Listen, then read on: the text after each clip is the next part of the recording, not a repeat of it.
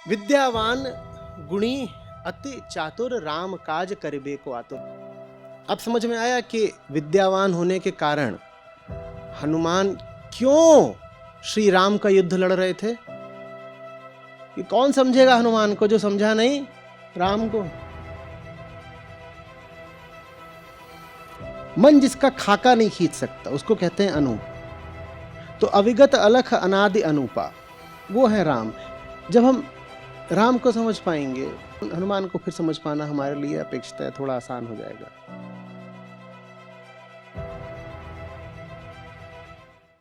नमस्ते सर। मैं शायद उत्तर भारत के जो करोड़ों लोग हैं उनमें से एक हूँ जिन्हें बचपन से ही हनुमान चालीसा सुन सुनकर याद हो जाती है, याद करा दी जाती है। पर मैंने देखा कि हाल ही तक ही मुझे हनुमान चालीसा की जो चौपाइयाँ हैं उनका सरल हिंदी अर्थ था वो भी नहीं पता था। पर मैंने वो जानना चाहा, पढ़ा, थोड़ा बहुत समझ आया। पर मैं आज चाहता हूँ कि आप उसका वेदांतिक अर्थ समझाएं। तो मैंने कुछ उसमें से चौपाइयाँ देखी और मुझे लगा कि आपसे आज वो पूछनी चाहिए। तो यदि आप उस पर बात कर सकें तो। कुछ ही चौपाइयाँ लीजिएगा, 40 चौपाइयाँ हम नहीं ले पाएंगे। मैं देख रहा हूँ पूरी 40 आपने यहाँ मेरे समक्ष रख दी है। तो जो उसमें से विशेष लग रही हो या अति महत्वपूर्ण लग रही हो आप उनको ही लें, क्योंकि हनुमान चालीसा में तो दोहे हैं 2-3 और 40 चौपाइयाँ हैं, तो सब ले पाना तो। पर बताइए, शुरू करिए, बताइए। जो पहली चौपाई है मैं उससे ही शुरुआत करना चाहूँगा। जय हनुमान ज्ञान गुण सागर, जय कपीस तिहु लोक उजागर। देखिए,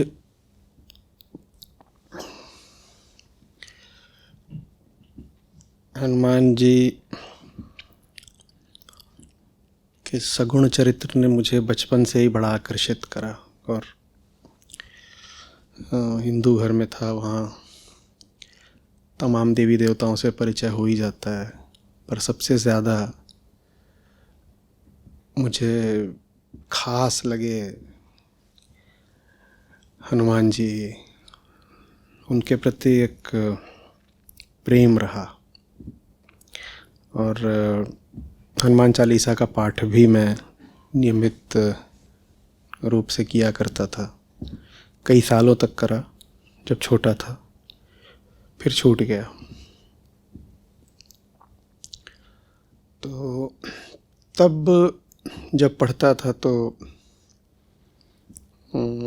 अर्थ नहीं स्पष्ट था कि जय हनुमान ज्ञान गुण सागर माने क्या।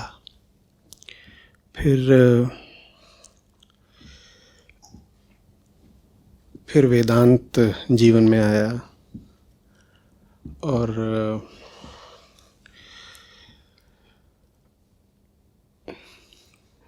वो सब संत आए जिन्होंने राम के गुण गाए हैं, निर्गुण के गुण गाए हैं। तो राम से फिर एक अलग अर्थ में परिचय हुआ। आप अगर समझना चाहते हो कि हनुमान चालीसा में क्या कहा जा रहा है, तो उससे पहले आपको समझना पड़ेगा कि हनुमान के आराध्य श्री राम कौन है।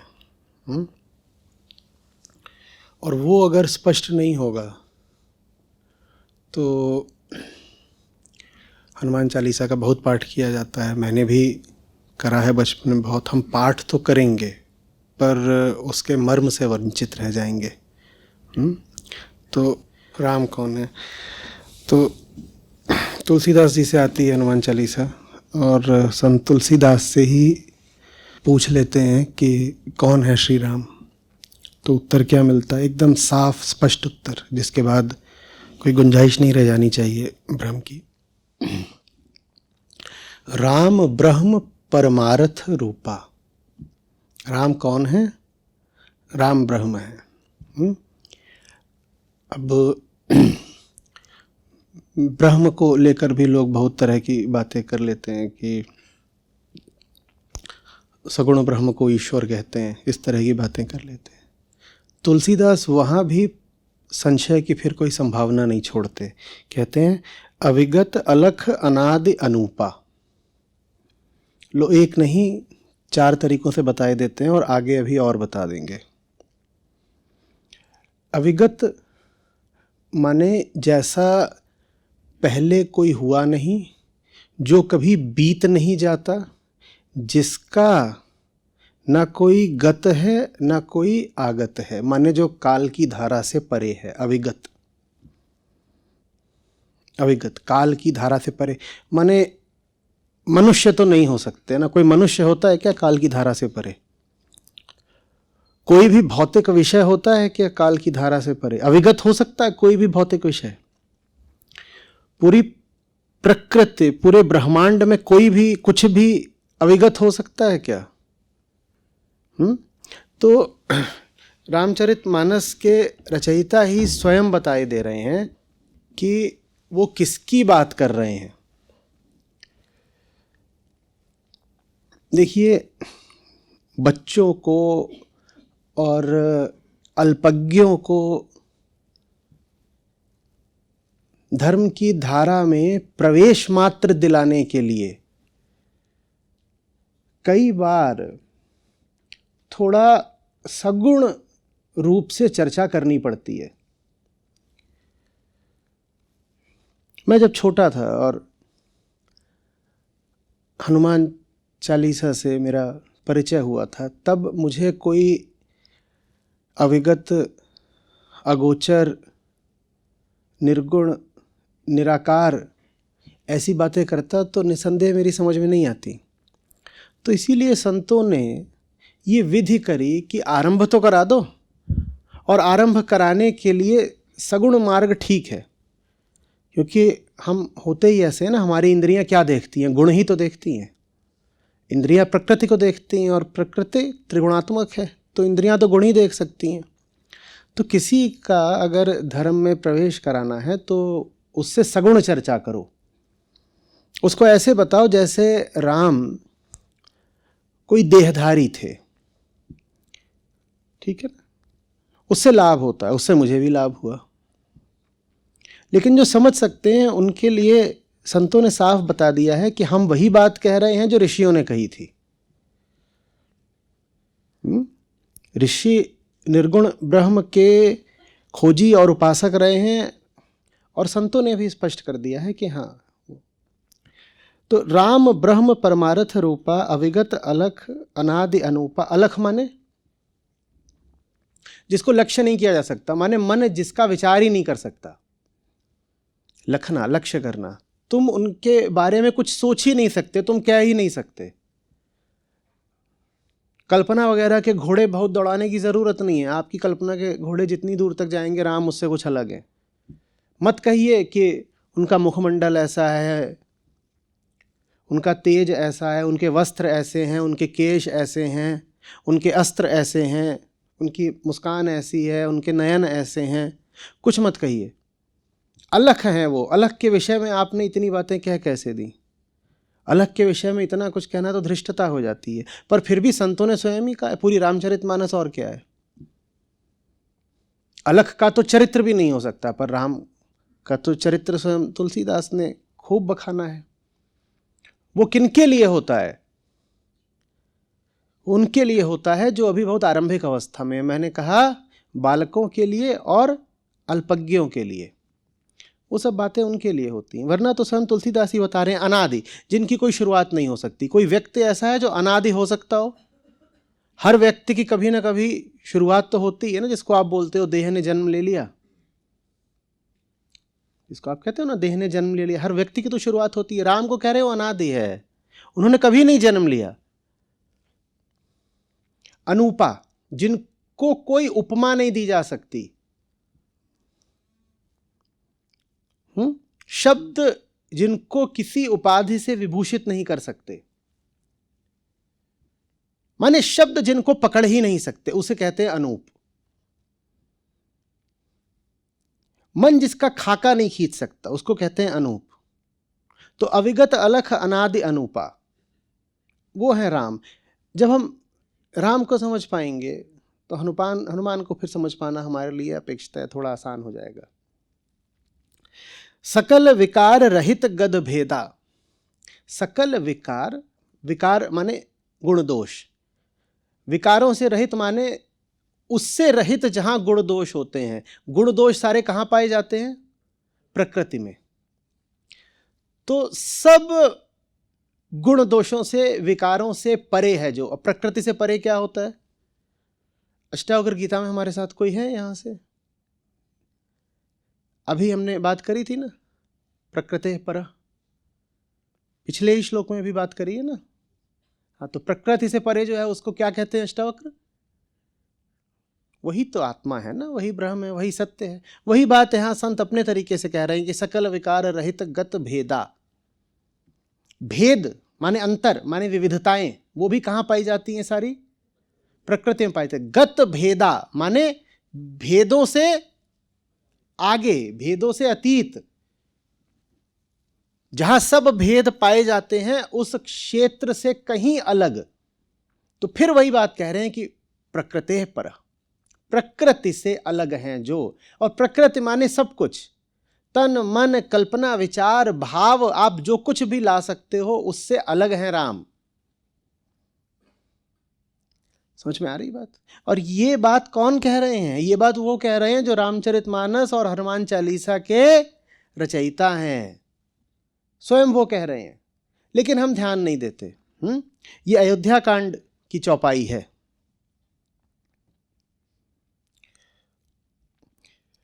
कहि नित नेति निरूप ही वेदा। लीजिए, वेदांत पर ला दिया।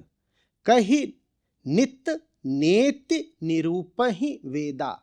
नेति माने, नेति से कुछ याद आया? हाँ, तो राम वही हैं उपनिषद जिनकी ब्रह्म रूप में बात करते हैं, और कुछ नहीं है राम। और एक चीज और देखिएगा, यहां पर वेद का संबंध सीधे ही किससे जोड़ा गया है? नेति से। और नेति नेति कहां पाई जाती है? वेदांत में। तो माने जब वेद कहा जाए तो अर्थ हमेशा वेदांत लिया जाना चाहिए, क्योंकि वेदांत क्या है? बार बार बोलता हूं, वेदों का रस, वेदों का मर्म, वेदों का अमृत, उसको वेदांत बोलते हैं। श्रुति भी जब कहती है कि कोई बात तभी मान्य है जब वेद प्रमाण हो उसके पक्ष में, तो वेद प्रमाण से क्या आशय होता है? वेदांत प्रमाण, और क्या।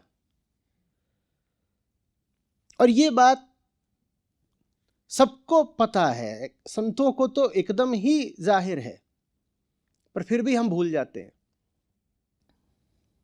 स्पष्ट हो रहा है? कहि नित नेति निरूप ही वेदा। वेदों ने उनका निरूपण करा है। किस मार्ग से?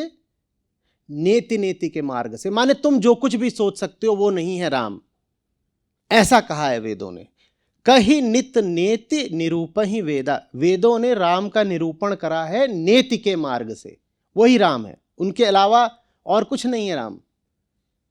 जो तुम्हारे मन में आ जाए वो राम नहीं, जो तुम्हारी वाणी से मुखरित होने लगे वो राम नहीं, तुम जिनकी कल्पना कर लो, तुम जिनका चरित्र वर्णित कर डालो, वो राम नहीं। तुलसीदास कह रहे हैं। और हनुमान चालीसा का तो सीधा संबंध श्री राम से है। अगर राम वो नहीं है जो हम उनको मानते रहे हैं, तो क्या हनुमान जी भी वो हो सकते हैं जो हम उनको मानते रहे हैं?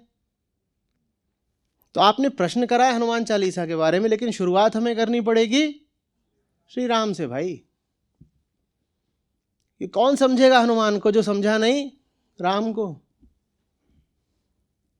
फिर चाहे जितना बोलते रहो जय बजरंगबली और ये सब, उससे क्या होता है? समझे तो हो नहीं कुछ भी। ठीक कह रहा। और बात को आपको स्पष्ट करना हो, क्योंकि यहां तो बस सीधे बता दिया राम कौन है। हाँ, ये तुलसीदास के वचन थे। कबीर साहब ने इसको और बारीकी से स्पष्ट करा है। बोले देखो, राम तो एक ही हैं, पर लोगों के लिए चार हैं। जो असली वाले हैं वो चौथे हैं, पर तीन और हैं जो लोगों में प्रचलित हैं। तो मैं चारों ही बताए देता हूं, और ये भी बताए देता हूं कि चौथे को ही असली जानना, बाकी तीनों में उलझ मत जाना। चार राम होते हैं। अब चार राम कौन से होते हैं? एक राम दशरथ का बेटा, ये सबसे आरंभिक राम है। और हमारी गड़बड़ ये हुई कि हम आरंभ से आगे नहीं जा पाए। बोले एक राम दशरथ का बेटा। अब ये जो 4 राम यहाँ बताने वाले हैं उनमें भी देखिएगा कि कैसे एक क्रम है। वो इसलिए क्योंकि संतों ने देख लिया था कि हम आत्मा शब्द को भी एकदम अपने कब्जे में कर लेते हैं। हम आत्मा शब्द पर भी चढ़ बैठते हैं। अहंकार क्या बोल देता है? मैं ही आत्मा हूं। तो इसलिए फिर आत्मा के आगे है सत्य, ये तक बोलना पड़ जाता है कभी कभी। ठीक वैसे जैसे बोलना पड़ जाता है कि एक होता है प्रेम, एक होता है परम प्रेम। अब प्रेम ही पर्याप्त होना चाहिए, परम प्रेम क्यों बोला? क्योंकि प्रेम शब्द पर कब्जा कर लिया अहंकार ने। तो असली प्रेम को फिर इंगित करने के लिए कहना पड़ता है परम प्रेम। वैसे हम कह देते हैं आत्मा परमात्मा। अब आत्मा पर्याप्त होनी चाहिए, परमात्मा क्यों बोल दिया? क्योंकि आत्मा शब्द पर कौन काबिज हो जाता है? अहंकार। तो फिर कहना पड़ता है परमात्मा। नहीं तो आत्मा परमात्मा तो एक ही शब्द है, पर्याप्त होना चाहिए था आत्मा कहना ही। पर परमात्मा शब्द की आवश्यकता पड़ी क्योंकि आत्मा शब्द तो चला गया। कौन ले गया उसको? प्रेम शब्द को भी कौन ले गया? आत्मा को भी कौन ले गया? तुरीय को भी कौन ले गया? तो इसीलिए तुरीय को कहना पड़ जाता है तुरीयातीत। और आत्मा को जब अहंकार ले गया तो गौतम बुद्ध को कहना पड़ा अनात्मा। लेकिन यहां पर हमारे लिए जो उपयोगी बात है वो ये कि जो पहले 3 राम हैं, संतों ने खुद ही कहा है कि भाई वहां रुक मत जाना, वहां नहीं रुकना होता। तुम्हारी यात्रा असली राम तक होनी चाहिए। असली राम है चौथे कि 5वें, वहां तक जाओ, उससे पहले मत रुक जाना। तो राम कौन है ये समझिए अच्छे से। तुलसी के राम समझ पाए आप कौन है? राम ब्रह्म परमारथ रूपा, अविगत अलख अनादि अनूपा। ये तुलसी के राम है। आ रही बात समझ में? सकल विकार रहित गत भेदा, कहि नित नेति निरूप ही वेदा। ये तुलसी के राम है। अगर राम ब्रह्म है, अगर राम आत्मा है, तो अब मुझे बताइए हनुमान कौन हुए? अगर राम आत्मा है तो हनुमान कौन हुए? बहुत बढ़िया, बोलो। सत्यमुखी चेतना। ठीक। राम अगर सत्य है, राम अगर आत्मा है, तो हनुमान जो कि हमेशा राम के सामने विनीत रहते हैं, झुके रहते हैं, हनुमान कौन हुए? ऐसी चेतना जो हमेशा सिर्फ और सिर्फ सत्य की ओर देख रही है, उसको कहते हैं हनुमान। इस बात में बड़ा गहरा अर्थ है, बड़ा सुंदर अर्थ है कि हनुमान जी को दिखाया गया है देह से वानर। बताइए इससे क्या इंगित होता है?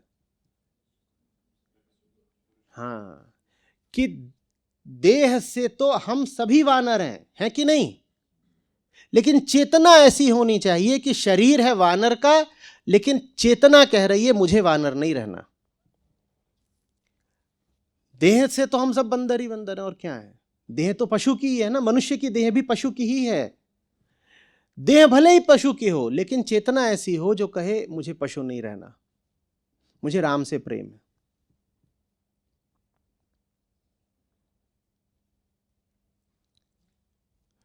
तो हनुमान जी प्रतीक हुए उस चेतना के जो पशु की देह में कैद रहकर भी विद्रोही है, जिसने पशु की देह को माने प्रकृति को एक तरह से जीत लिया है और कह रही है देह होगी जैसी, जन्म मिला होगा किसी भी रूप में, लेकिन निष्ठा तो मेरी मात्र श्री राम में है। समझ में आ रही है बात? नहीं समझ में आ रही है?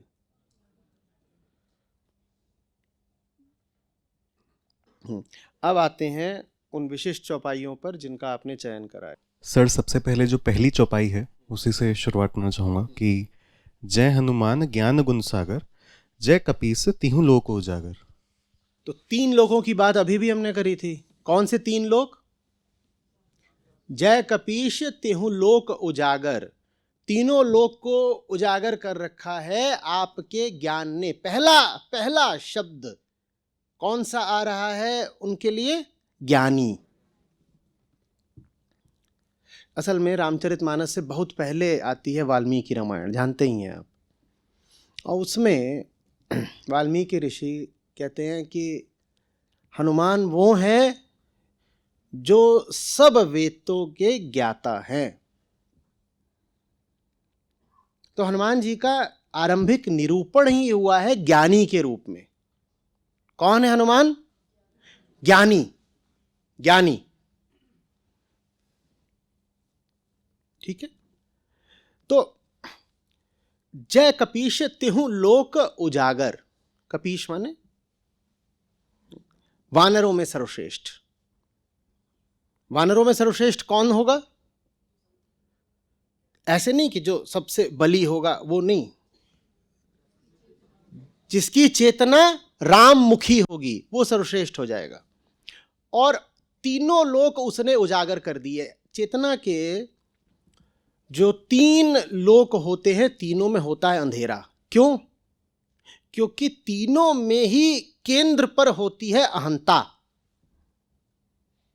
चेतना के 3 लोक कौन से होते हैं? जागृत, स्वप्न, सुषुप्ति।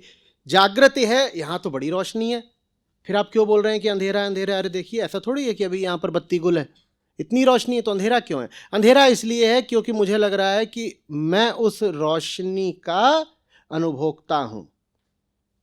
प्रकाश है, प्रकाश में ये विषय है और मैं इस विषय का दृष्टा हूं। बस यही तो अंधकार है। अहम का होना ही अंधकार है। और तीनों अवस्थाएं चेतना की वास्तव में किसकी अवस्थाएं होती हैं? अहम की ही होती हैं। तो इसीलिए आप चाहे जगे हुए हों, चाहे आप सपने देख रहे हो, चाहे आप बिना सपने की गाढ़ी नींद ले रहे हो, है तो वो सब कुछ अहंकार के लिए ही ना। कौन सो रहा है? मैं सो रहा हूं, गाढ़ी नींद में सो रहा हूं, एकदम कोई सपना अपना नहीं। लेकिन मेरा नाम लिया जाता है, मैं क्या करता हूं? मैं जग जाता हूं। माने अभी भी मेरा तादात्म्य किससे है? मेरे नाम से। मैं वो हूं जिसका वो नाम है। तो लो फिर, ये रही तो है अंधेरा। सपने भी ले रहा हूं तो उसमें मुझे अपने लिए ही तो खौफ लग रहा है। कई बार पसीने छूट जाते हैं सपनों में, आदमी अचकचा के जगता है। यही तो लगता है कि मेरे लिए कुछ अनिष्ट हो रहा था या मेरे प्रियजनों के लिए कुछ बुरा होने जा रहा था। तो आदमी तो बुरा भी मैं स्वयं के प्रति होने से घबराता हूं। अहम तो कायम ही है ना। और जब जगा हुआ हूं तब तो कहना ही कि अभी तो सब कुछ ही मैं हूं और ये जगत है, मैं हूं और ये जगत है।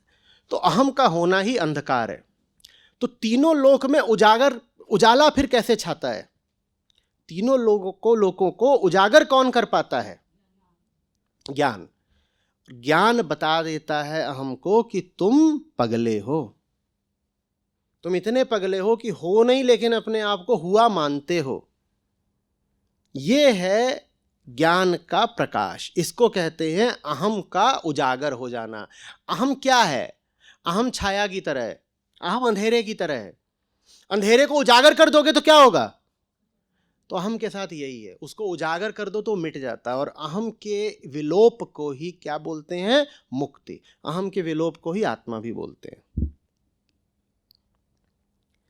स्पष्ट हो पा रही है ये बात? तो हनुमान वो हैं जिनकी चेतना ज्ञान के माध्यम से अपने अहम को विलोपित कर चुकी है। यह पहली चौपाई का अर्थ हुआ। हनुमान वो हैं जिनकी चेतना ज्ञान के माध्यम से अपने अहंकार को विश्राम दे चुकी है, मुक्ति दे चुकी है। स्पष्ट हो गई बात? ज्ञान गुण सागर। ज्ञान गुण सागर से क्या अर्थ है? इसका यह अर्थ नहीं कि आप में बहुत सारे गुण मौजूद हैं। देखिए, गुण तो जब भी मौजूद होंगे सीमित ही होंगे, क्योंकि व्यक्ति सीमित होता है, प्रकृति में सब कुछ सीमित ही सीमित होता है। और सागर शब्द का उपयोग किया जाता है असीम के द्योतक के रूप में। जब आपको असीम की ओर इशारा करना होता है तो आप कहते हो सागर, जब आपको सीमित की ओर इशारा करना होता है तो आप कहते हो कभी नदी, कभी लहर, कभी बूंद। साहित्य में ऐसे ही चलता है। सीमित बताना है तो कहोगे लहर है, असीमित बताना है तो बोलोगे, सीमित बताना है तो कहोगे बूंद है, असीमित बताना है तो सागर है, सीमित बताना है तो नदी बोल दोगे, असीमित बताना तो ऐसे चलता है। तो यहां सागर बोला गया। समझिए कि सागर क्यों कहा गया है। गुणों का सागर कोई नहीं हो सकता। गुण जैसे ही असीमित होते हैं आप गुणातीत हो जाते हो। माने ज्ञान के कारण हनुमान गुणातीत हो गए हैं। ज्ञान का काम ही यही है, आपको गुणों, गुण माने प्रकृति, आपको प्रकृति के पार ले जाना। तो कौन है हनुमान जी? ज्ञान पुंज। और वो ज्ञान ही है जो उनको राममुखी बना रहा है। क्या बना रहा है? राममुखी माने क्या? जो लगातार किसकी ओर नियत करे हैं, किसकी ओर गति करे हैं, जिनके देखने की दिशा निरंतर क्या है? मैं किसको देख रहा हूं? मैं राम को देख रहा हूं, वो हनुमान है। तो ये पहली चौपाई हुई। हाँ, और बताइए आगे 7वीं चौपाई मैं बोलना चाहूंगा।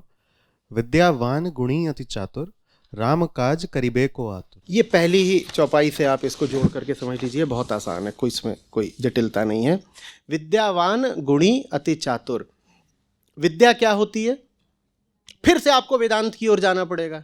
देखिए, वेदांत नहीं पढ़ा है और आप रामचरितमानस पढ़ें, चाहे तुलसीदास का कुछ भी और कृतित्व काव्य साहित्य पढ़ें, आपको नहीं समझ में आएगा, नहीं समझ में आएगा। अभी आरंभ में ही हमने बात करी, ये जो उन्होंने बातें यहाँ बोली थी, राम ब्रह्म परमारथ रूपा, इसका मतलब आप समझ जाएंगे अगर आप वेदांत नहीं जानते तो। यही बात तो मैं इतने सालों से समझाने की कोशिश कर रहा हूँ, आप समझते नहीं हो। आपको रामचरितमानस नहीं समझ में आएगी, आप अपने आप को राम भक्त हनुमान भक्त बोलते रह जाओगे। ना आप राम को जानोगे ना आप हनुमान को जानोगे अगर आप वेदांत को नहीं जानते। राम की तो यहाँ पर कोई परिभाषा हो नहीं सकती राम की, पर फिर भी मैं कहूँगा राम को यहाँ परिभाषित ही इस तरह से करा है कि राम ब्रह्म परमारथ रूपा, स्वयं तुलसीदास ने। आप कैसे जानोगे तुलसीदास की रामचरितमानस को अगर आप ब्रह्म को नहीं जानते? बात सीधी है कि नहीं, तार्किक है कि नहीं है? लेकिन लोग मानस का पाठ करते रहते, सुंदरकांड का चल रहा है। जो उपनिषद पढ़े, उपनिषद पढ़े नहीं, उपनिषद नहीं पढ़े थे अब तो तुम्हें कैसे सुंदरकांड समझ में आएगा? कहां से तुम जान जाओगे अयोध्या कांड में क्या है? कुछ भी, क्या तुम्हें समझ में आएगा? बस यूं ही अर्थ का अनर्थ करते रहोगे, जो भारत ने खूब करा है। बात कुछ कही गई है, उसका अर्थ कुछ और निकाल लिया है। अविगत, अलख, अनादि, अनूपा, इनमें से कोई भी ऐसा शब्द है जिसका आप अर्थ समझ सकते हो अगर आपने उपनिषद नहीं पढ़े तो? मैं चुनौती देकर पूछ रहा हूं, आप बता पाओगे? और जिनको लगता है बता पाएंगे, उनके लिए तो अंत में संत स्वयं अड़चन खड़ी कर गए हैं। वो बोल गए कहीं नित नेति निरूपहि वेदा, बोल गए राम वो है जिनका निरूपण कराया नेति नेति के माध्यम से वेदों ने। लो, अब हमें वेद तो पता ही नहीं, तो राम कैसे पता चलेंगे? जब वेदांत नहीं पढ़ा, नेति नेति की प्रक्रिया से परिचित ही नहीं हो, तो राम को कैसे जानोगे? कहीं नहीं, राम को तो नहीं जानते, तो फिर ये क्या तुम कर रहे हो राम के नाम पर? जब तुम राम को जानते ही नहीं तो ये राम के नाम पर तुमने क्या तमाशा लगा रखा है? क्यों अपने आप को झूठे ही राम भक्त बोलते हो जब तुम राम को जानते ही नहीं? गत भेदा होने का मतलब समझते हो क्या होता है? जो कहीं भेद अब देख ही नहीं पाता, वो जिधर देखता है उसको एक ही चीज दिखाई देती है। तुमको दुनिया में भेद ही भेद दिखाई देते हैं, ये अलग है, वो अलग है, वो अलग है, वो पराया, वो अपना, ऐसा वैसा, ये काला है, वो सफेद। ऐसा ही होता ना आम आदमी, ये मेरा नहीं, ये दोस्त, ये दुश्मन, ऐसे ही तो होते हैं। हमें भेद ही भेद दिखाई देते हैं। कह रहे राम वो हैं जो सकल विकार रहित गत भेदा हैं, तुम्हें कहां से राम समझ में आएंगे? वेदांत पढ़ना नहीं है, किस्से कहानियों में बहुत रुचि है, जाके कथाओं में बैठ जाते हो, वहां क्या समझ में आ रहा है तुमको? और बड़ी भयानक बात यह है कि जो कथाएं सुना रहे हैं, बात पूरी कर दीजिए आप ही, वेदांत का उनको भी कुछ नहीं पता, कभी पढ़ा ही नहीं है, रसीली कथाएं बस सुना रहे हैं। रस धार बह रही है, बिल्कुल मीठा रस बहाई जा रहा है। बहुत मजा आता है ना मीठा रस। भारत में ऐसी थोड़ी इतनी डायबिटीज है। विद्यावान गुणी अति चातुर, राम काज करिबे को आतुर। विद्यावान गुणी अति चातुर, राम काज करिबे को आतुर। विद्या माने क्या? अब विद्या, अच्छा विद्या से ही तो हमने शुरुआत करी थी कि कैसे समझाऊं विद्या माने क्या, अगर वेदांत नहीं पढ़ा। अगर विद्या का जो लोक प्रचलित अर्थ है वही लोगे तो विद्या का मतलब तो वही है जो विद्यालय में मिलती है। विद्यालय में क्या विद्या मिलती है? क से कबूतर, ख से खजूर। तो जो हमारी लोक भाषा है उसके अनुसार तो यही विद्या है। क्यों भाई?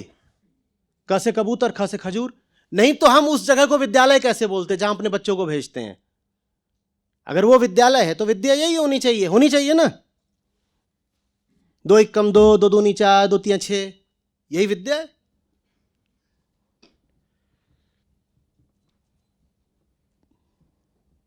ये नहीं विद्या होती।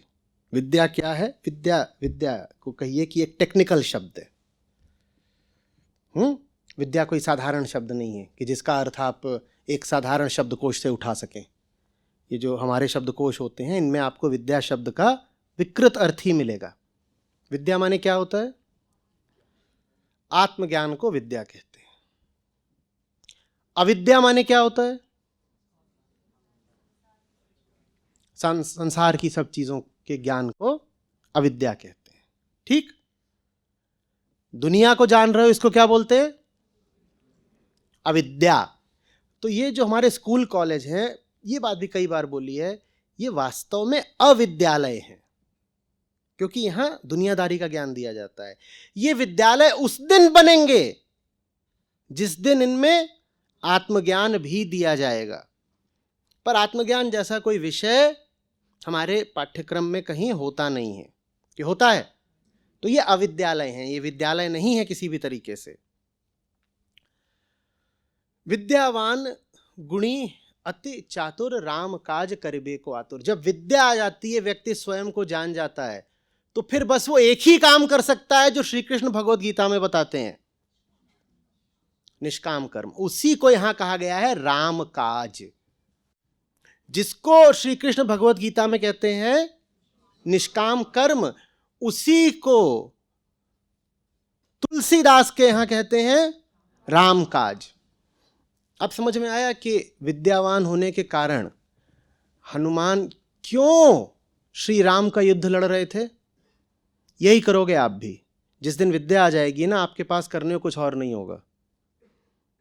युद्धस्व, वही बात जो गीता में कही गई युद्धस्व, देखिए कैसे सीधे आकर के हनुमान जी पे लागू हो रही है। और कुछ उनके पास बचा ही नहीं करने को, क्योंकि अब विद्या आ गई है।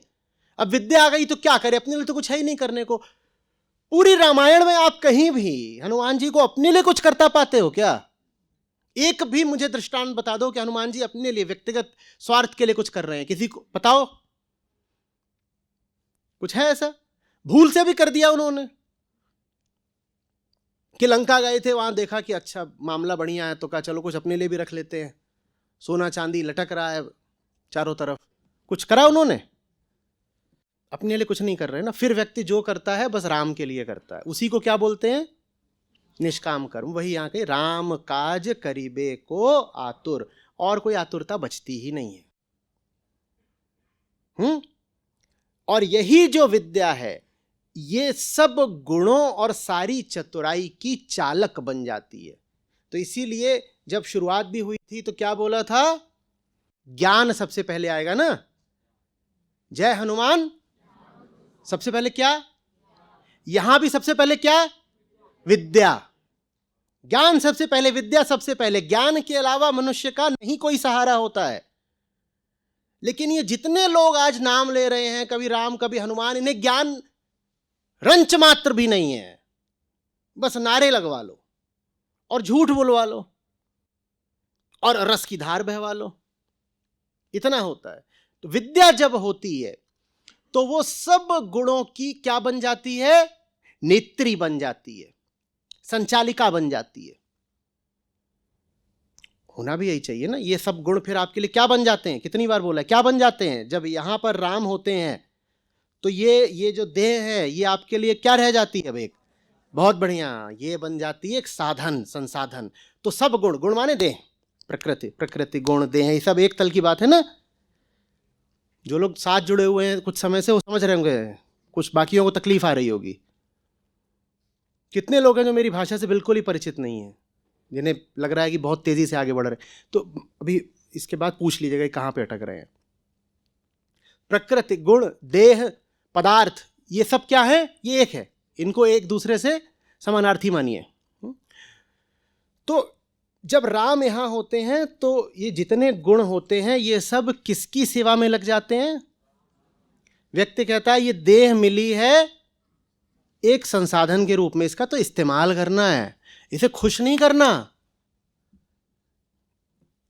इसको मौज नहीं दिलानी, इससे काम निकलवाना है।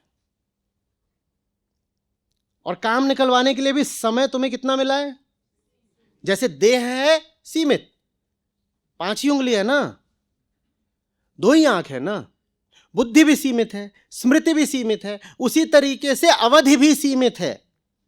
सब कुछ सीमित मिला है, उतनी देर में निकाल लो तो निकाल लो, नहीं तो जय राम जी की। समझ में आ रही है बात? तो विद्यावान गुणी अति चातुर, चतुराई तो सब में होती है। चतुराई का क्या अर्थ होता है? अहम द्वारा अपने लक्ष्य की ओर बढ़ने के लिए उपाय करना ही कहलाता है चतुराई, सब में होती है। पर वो चतुराई तुम अर्पित करो, चतुराई दिखाओ, खूब चतुराई दिखाओ, लेकिन वो चतुराई तुम किसके लिए दिखाओगे, यही प्रश्न वेदांत बार बार पूछता है। वेदांत नहीं कहता कि बिल्कुल भोंदू बन जाओ ना, चतुराई है तो दिखाओ। वेदांत नहीं कहता कि देह का ख्याल मत करो, वेदांत नहीं कहता कि बुद्धि न लगाओ, युक्ति उपाय न लगाओ, कहता सब लगाओ। जान भी लगानी है, ताकत भी लगानी है, चतुराई भी लगानी है, ज्ञान भी लगाना है, बुद्धि लगानी है, स्मृति लगानी है, जितने तरीके के अनुभवों से कुछ जाना है, सीखा है, उस सब का इस्तेमाल करना है। प्रश्न बस एक है, किसके लिए? किसके लिए? जरूरत पड़ेगी बंदूक उठाएंगे, लेकिन पूरा पूरा ध्यान रहेगा कि किसके? माने अपने लिए नहीं। वो सब कुछ करेंगे जो कोई दूसरा करता दिखाई देता है, बस राम काज।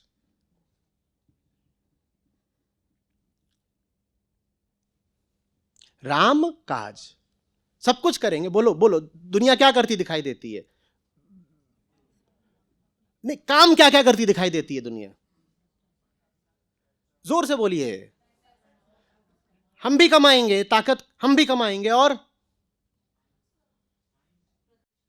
ज्ञान, ज्ञान इकट्ठा करती है दुनिया, हम भी ज्ञान चाहते हैं, हमें भी सब कुछ पता होना चाहिए। प्रतिष्ठा और खर्चा, हाँ वही वो पैसे में आ गया। और युद्ध, हाँ दुनिया भी लड़ती है, हम भी लड़ेंगे, हाँ। और आदर्श, हम जिसको आदर्श बनाएंगे वो असल में आदर्श बनाने के लिए छवि चाहिए होती है कि ऐसा आदर्श है, पर कह लीजिए कि ठीक है हम भी बनाएंगे आदर्श, ठीक। और हाँ ठीक, दुनिया संगठन बनाती है, हम भी संगठित हो जाएंगे।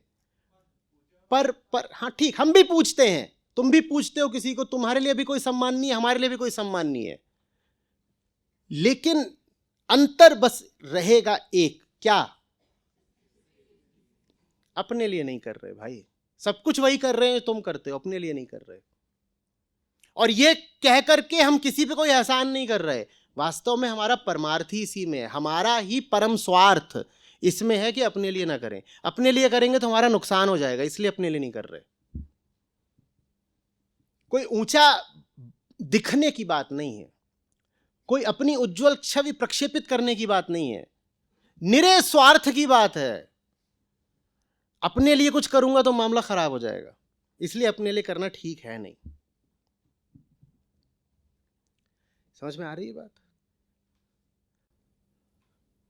बाहरी ज्ञान राम को अर्पित, आत्मज्ञान राम को अर्पित। यहां तो बस विद्यावान लिखा है, इसमें आप अविद्यावान भी जोड़ दीजिए, ठीक भाई।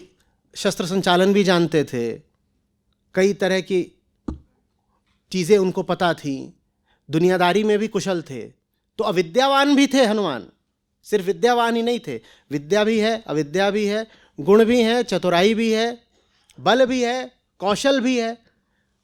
राम काज करिबे को आतुर।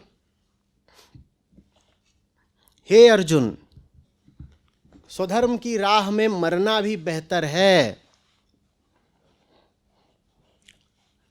अब स्वधर्म का मतलब समझ गए क्या है? क्या है? राम काज, वही स्वधर्म कहलाता है।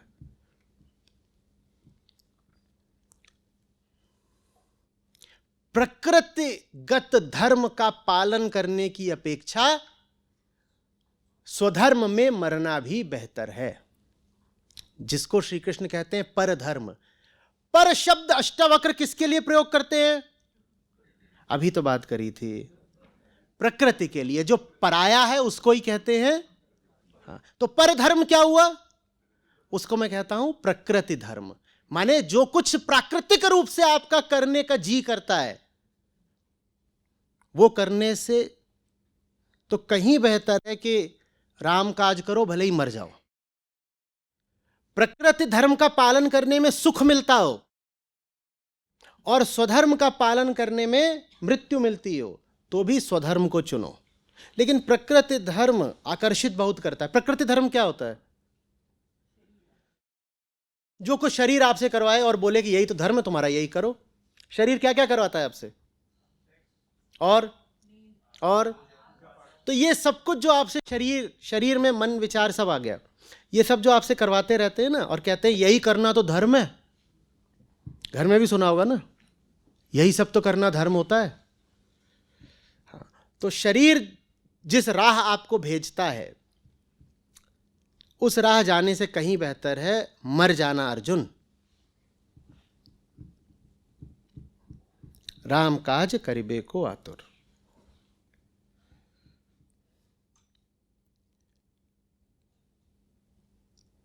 मैं बड़ी व्यग्रता से ये उम्मीद कर रहा हूं कि आप ये नहीं सोच रहे होंगे कि हनुमान वानरों के कोई नेता थे जो अयोध्या से निष्कासित किसी युवराज का साथ दे रहे थे। ऐसे तो नहीं सोच रहे ना?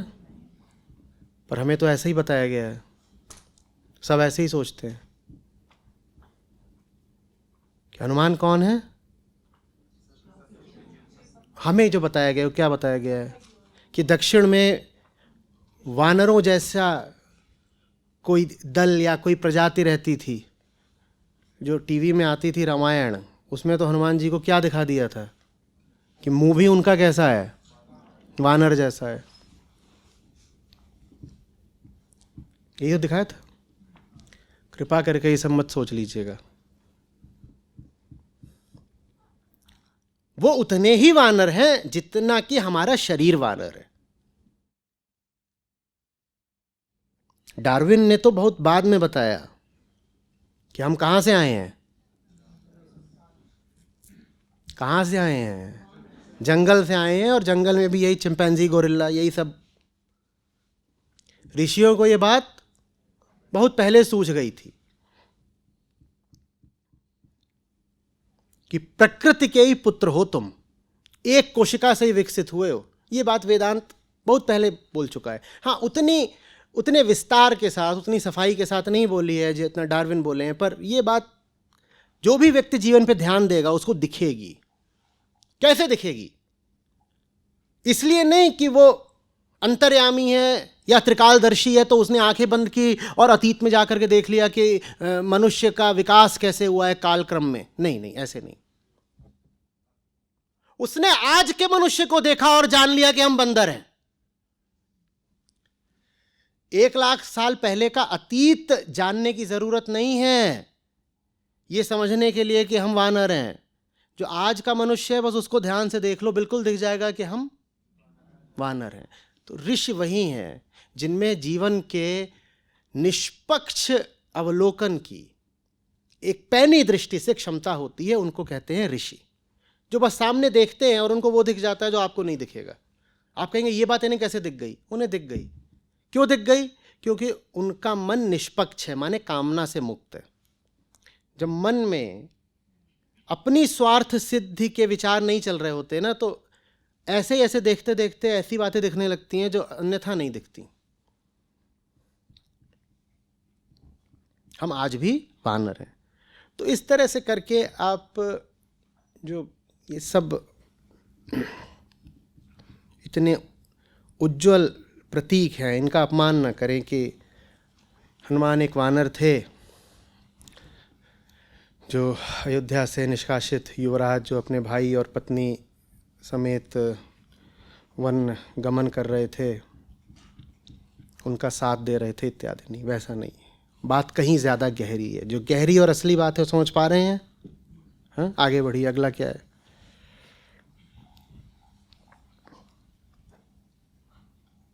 सर 18वीं चौपाई है। जुग सहस्र जोजन पर भानु, लील्यो ताहि मधुर फल जानु। सूरज को लील लिया बाल हनुमान ने, जो कि सहस्रों योजन दूर है, माने बहुत दूर है, बस ये समझ लीजिए, बहुत दूर है। सूरज को लील लिया बाल हनुमान ने, क्या सोचकर कि ये तो लाल लाल पका पका फल है। ये कैसी बात है? और नादान लोग इस बात को लेकर के तुलसीदास का मजाक उड़ाते हैं और वो कहते हैं देखो हिंदुओं के तो सब ग्रंथ ऐसे ही हैं, कैसी इसमें गप्पबाजी रहती है कि एक बच्चा जाएगा और फल समझ के सूरज को लील लेगा, ऐसा कैसे हो सकता है? अब इतनी बुद्धि साहब अगर आप में है कि ऐसा नहीं हो सकता, तो इससे कम से कम थोड़ी ज्यादा बुद्धि तो तुलसीदास में भी रही होगी। मतलब इतनी सी ज्यादा तो रही होगी ना आपसे तुलसीदास में, या कम से कम आपके बराबर तो रही होगी उनमें। तो वो एक बिल्कुल ही एब्सर्ड बात तो नहीं करते। जरूर उन्होंने जो बात करी है उसमें कुछ छिपा हुआ है। जो क्या छिपा हुआ है वो आप आज तक समझ नहीं पाए। क्यों नहीं समझ पाए? क्योंकि वेदांत पढ़ा ही नहीं कभी, उपनिषदों का वो नहीं पता। तो फिर कहते हैं कि ये देखो, अभी भी बहुत चलता है। आप अगर इसी चीज को गूगल सर्च करेंगे ना, तो शुरू के ही 20-50 जो आपको रिजल्ट आएंगे, उसमें से ही 5-7 तो बस व्यंग वाले होंगे, मजाक उड़ाने वाले होंगे कि हिंदू लोग सब अनपढ़ हैं और देखो कैसी कैसी बातों पे यकीन करते रहते हैं, और बिल्कुल इसी भाषा में वो लिख देते हैं। पहले मुझे क्रोध भी आता था, अब कुछ नहीं, उपेक्षा करता हूं। लिख देते हो एक बंदर का बच्चा वो उछला और सूरज को निगल के खा गया, हा हा हा, मजाक उड़ाते हैं। मजाक बाद में उड़ा लेना, समझ तो लो कि बात क्या कही जा रही है। सूर्य क्या है?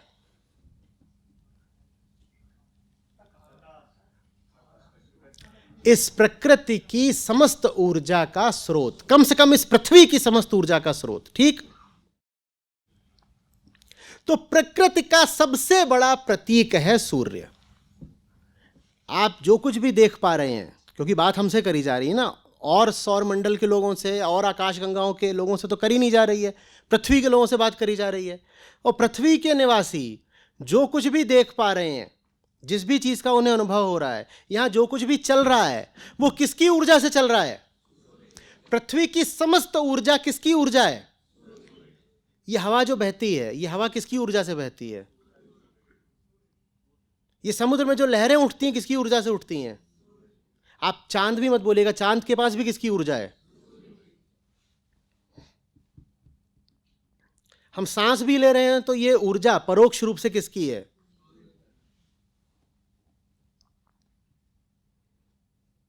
सब कुछ क्या है?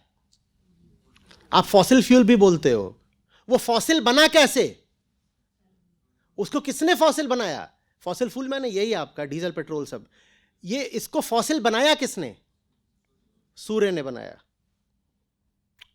वैज्ञानिक बात कर रहा हूं मैं, ये कोई वो नहीं कह रहा हूं कि सूर्यदेव ने बनाया। सोलर एनर्जी ने बनाया, ठीक है? तो सूरज को निगलने का क्या अर्थ हुआ?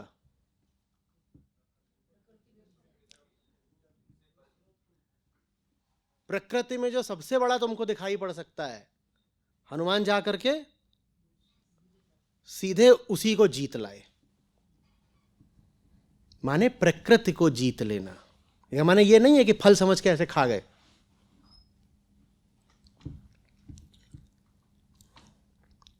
समझ में आ रही है बात? ये पूरी बात वेदांत की ही है, बस ऐसी भाषा में कही गई है जो आम लोगों को समझ में आ जाए। संस्कृत नहीं जानता था पूरा भारत, बहुत सारी चीजें थी। एक तो यह कि संस्कृत जानने की बहुत जरूरत नहीं थी आम आदमी को, क्योंकि आम आदमी क्या करता था? खेती करता था। अब खेती के लिए संस्कृत क्या करोगे? और खेती भी ऐसी थी, देखिए बहुत सारी चीजें सिर्फ और सिर्फ टेक्नोलॉजी की वर्तमान दशा पर निर्भर करती हैं। भारत में जो खेती में टेक्नोलॉजी तकनीक प्रयुक्त हो रही थी वो लगभग 2000 वर्षों तक एकदम नहीं बदली। कोई नया आविष्कार, परिवर्तन, बदलाव कुछ हुआ ही नहीं। तो आप 5वीं शताब्दी के किसान को देखें और 15वीं शताब्दी के किसान को देखें, आपको कोई बहुत अंतर नजर नहीं आएगा। वही फसलें होंगी, खेती के वही तौर तरीके होंगे। और जब आपको पता होता है कि कोई बदलाव हो नहीं सकता तो आप में सीखने की उत्कंठा कम हो जाती है।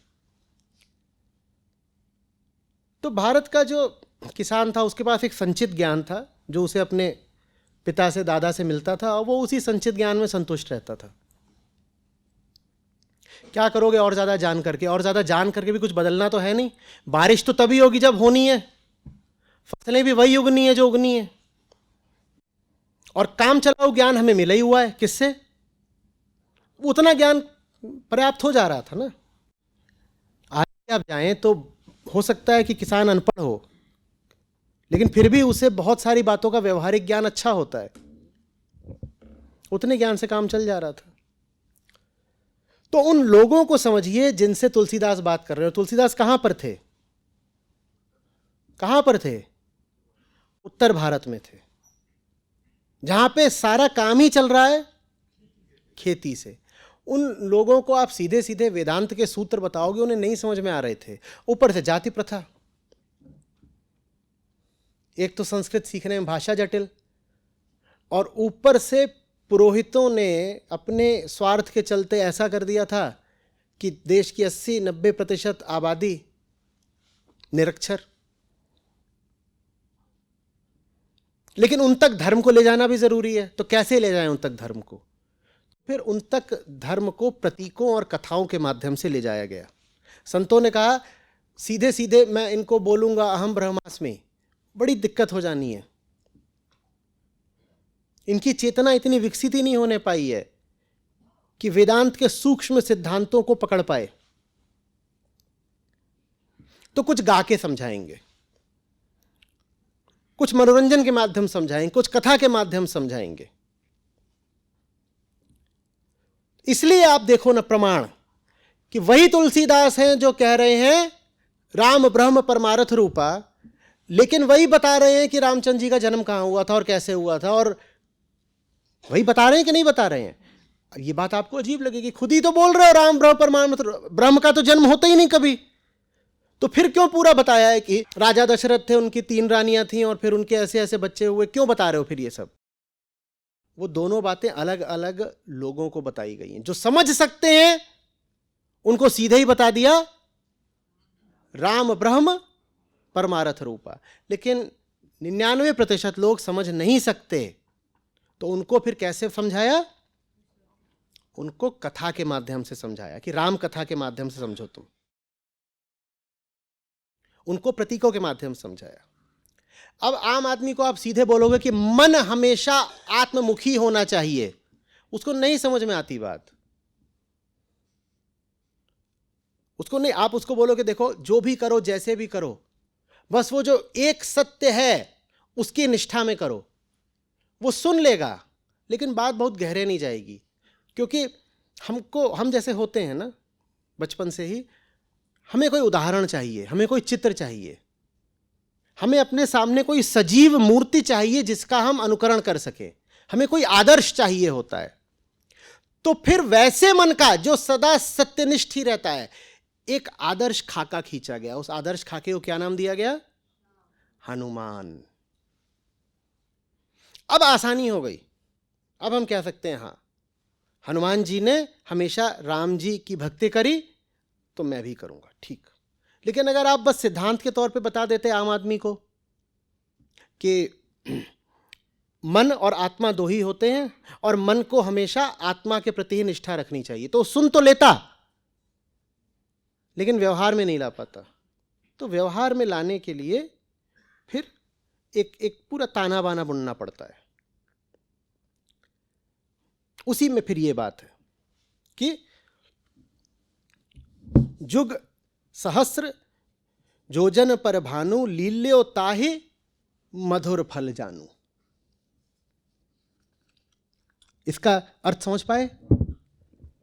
हाँ, अब इसी से मिलते जुलते काम, सूरज सबसे बड़ा है, वैसे ही एक और बहुत बड़ी चीज होती है। क्या होती है? सागर। अब सागर संबंधित भी कुछ करा था हनुमान जी ने। अब मतलब समझ में आया सागर लांघने का? मजा आ रहा है? भूले बैठे थे कि सागर लांघ सकते हैं। सागर माने किसका सागर? अरे वही जिसको ऋषियों ने कहा है भव सागर। वो भारत और लंका के बीच का ही नहीं सागर था कि आपका और राम सेतु खोज रहे हैं। वो कौन से सागर की बात हो रही है? भव सागर है। भव माने होना, भव माने अस्तित्व। अस्तित्व का सागर लांघ गए, माने प्रकृति का सागर लांघ गए, माने देह का सागर लांघ गए।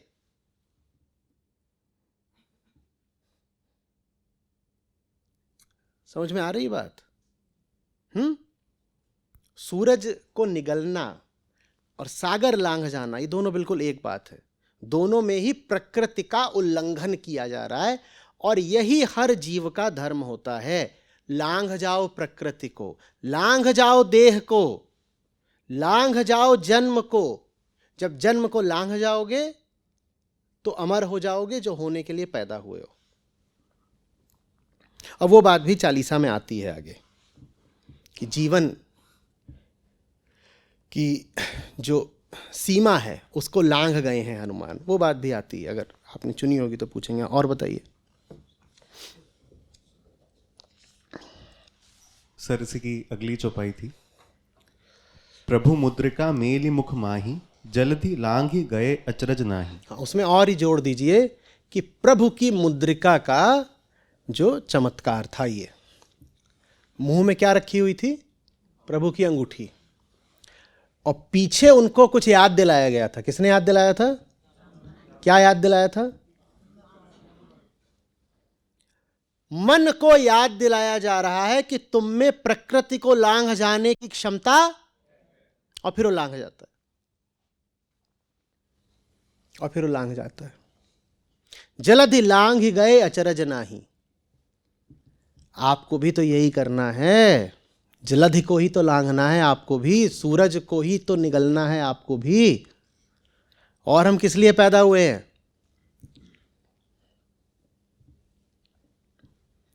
दो जो बड़े से बड़े और परस्पर विपरीत प्रतीक हो सकते हैं, अग्नि और जल, देखिए दोनों को ले आए तुलसीदास।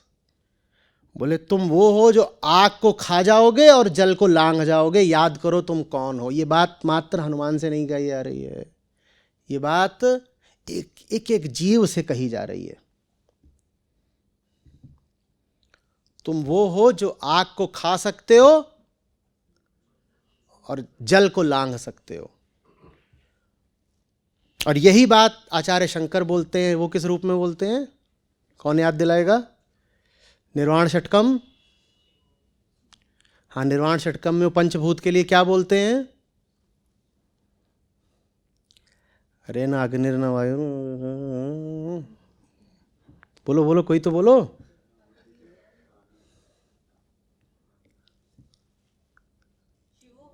हाँ, शिवो हम तो ठीक है, पर पंचभूतों के बारे में क्या बोलते हैं? हाँ, पांचों भूतों में से तुम कोई भी नहीं हो। वही काम यहां तुलसीदास दिखा रहे हैं। कम से कम दो भूतों का उदाहरण तो उन्होंने यहां पर दे ही दिया, अग्नि का और रही वायु की बात, तो उसको तो वो साधन की तरह इस्तेमाल करते थे, तो वायु भी आ गई। रही पृथ्वी की बात, तो उसको तो ऐसे उठा के ले आते थे कि खोज लीजिए इसमें कहां औषधि है, तो वो भी आ गई। अब क्या बचा? आकाश में तो उड़ते ही थे और ऊपर, तो लो, यही तो अद्वैत वेदांत है। अद्वैत वेदांत और क्या होता है? शिव मात्र हो तुम। हनुमान चालीसा का आरंभ होता है, जो चौपाई है उससे पहले दोहे आते हैं ना, और दोहों में जानते हैं आप, जो पहला ही शब्द है वो क्या है? श्री। श्री, श्री गुरु चरण सरोज। श्री, श्री यहां जानते हैं किसका द्योतक है? बहुत बढ़िया, शिव। शिव। और जो पंचभूत नहीं है आचार्य शंकर, उसके लिए क्या कहते हैं? शिवोहम। ये तो सारी बातें एक होती जा रही हैं। ये क्या हो गया, ये क्या हो गया, ये क्या हो गया? तो आचार्य शंकर ही तुलसीदास है, हाँ?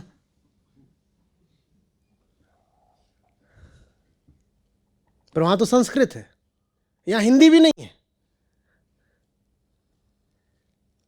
सुनने वाला बदलता है, कहने वाला एक ही रहता है। अर्जुन, कोई समय नहीं था जब तुम नहीं थे या मैं नहीं था। ये गीता मैंने न जाने पहले भी कितनी बार कही है और तुम ही से कही है। सत्य तो एक ही होता है ना, जब भी सत्य बोला गया है वो एक ही बात है जो बोली गई है। बस चूंकि सुनने वाले अलग अलग होते हैं और अपनी सीमाओं में बंधे होते हैं, इसलिए उनसे अलग अलग तरीकों से अलग अलग शब्दों में बोली जाती है।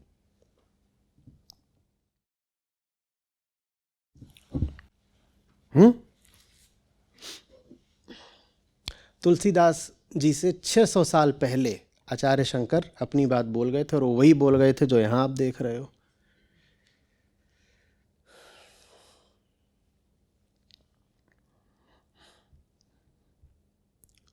और कुछ ऐसा याद आता है श्रीमद् भगवद गीता में इन्हीं पंचभूतों को लेकर के, कि अग्नि तुम्हें जला नहीं सकती, जल तुम्हें गीला नहीं कर सकता, वायु सुखा नहीं सकती। ये क्या था, ये क्या था?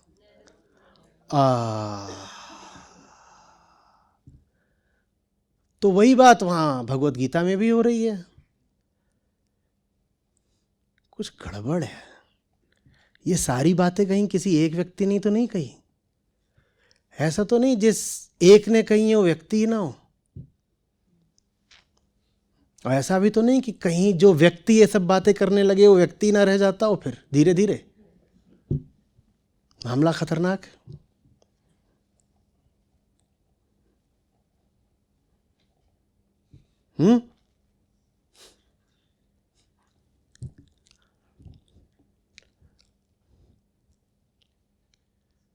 गत भेदा।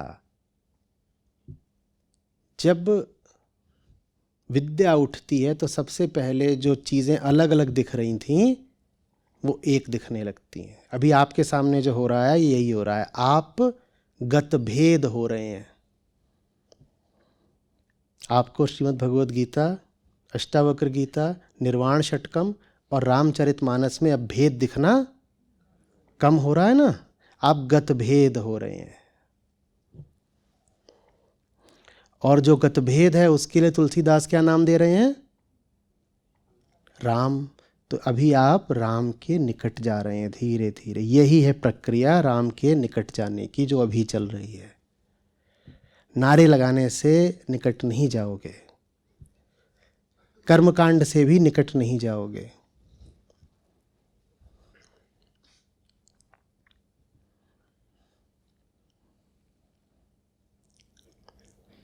कुछ आ रही है बात समझ में? भेद मिट रहे हैं।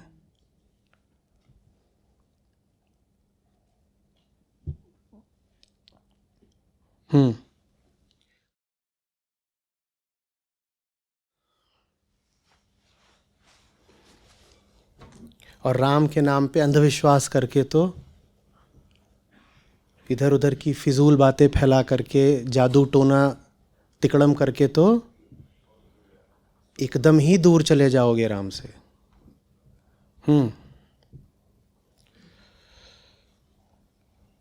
सर अगली चौपाई शायद इसी से थोड़ा संबंधित है। भूत पिशाच निकट नहीं आवे, महावीर जब नाम सुनावे। 24वीं चौपाई। भूत पिशाच निकट नहीं आवे, महावीर जब नाम सुनावे।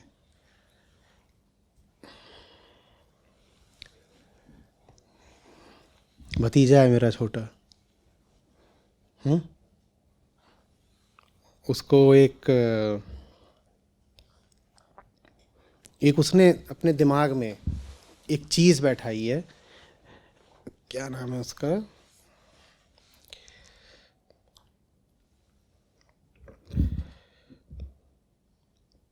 कुछ पुगनी या ऐसा कुछ बोलता है वो, कि वो रहती है। हाँ, थोड़ा सा इससे भिन्न नाम है, अंत में नी ही आता है। हाँ, नहीं नहीं, भूत नहीं होता तो मैं बोल नहीं देता।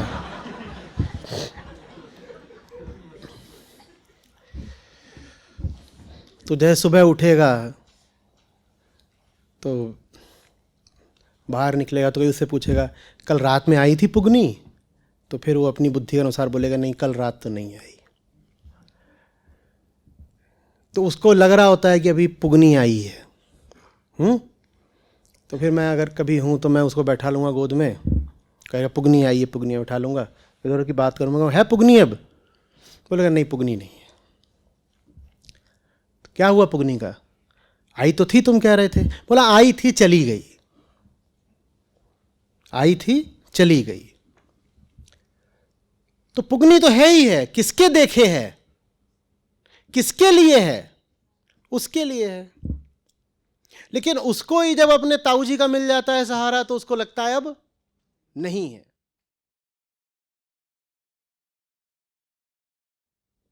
हम कह रहे हैं कि तुलसीदास सीधे सीधे वेदांत से उठ रहे हैं, ठीक है ना? और वेदांत में तो दो ही चीजें होती हैं, एक सत्य और एक मिथ्या। वहां कभी भी बताया जाए कि एक चीज दूसरी चीज के विरोध में है तो दो चीजें बताई गई, कहा गया एक चीज दूसरी चीज के विरोध में है। तो वेदांत में तो दो ही होते हैं, एक सत्य और एक असत्य, एक वो जो है और एक वो जो मिथ्या है। अब जब कहा जा रहा है भूत पिशाच निकट नहीं आवे, महावीर जब नाम सुनावे, ठीक है, तो इसमें दो चीजों का परस्पर विरोध बताया जा रहा है ना? एक तरफ है भूत पिशाच और एक तरफ है राम का नाम या हनुमान का नाम।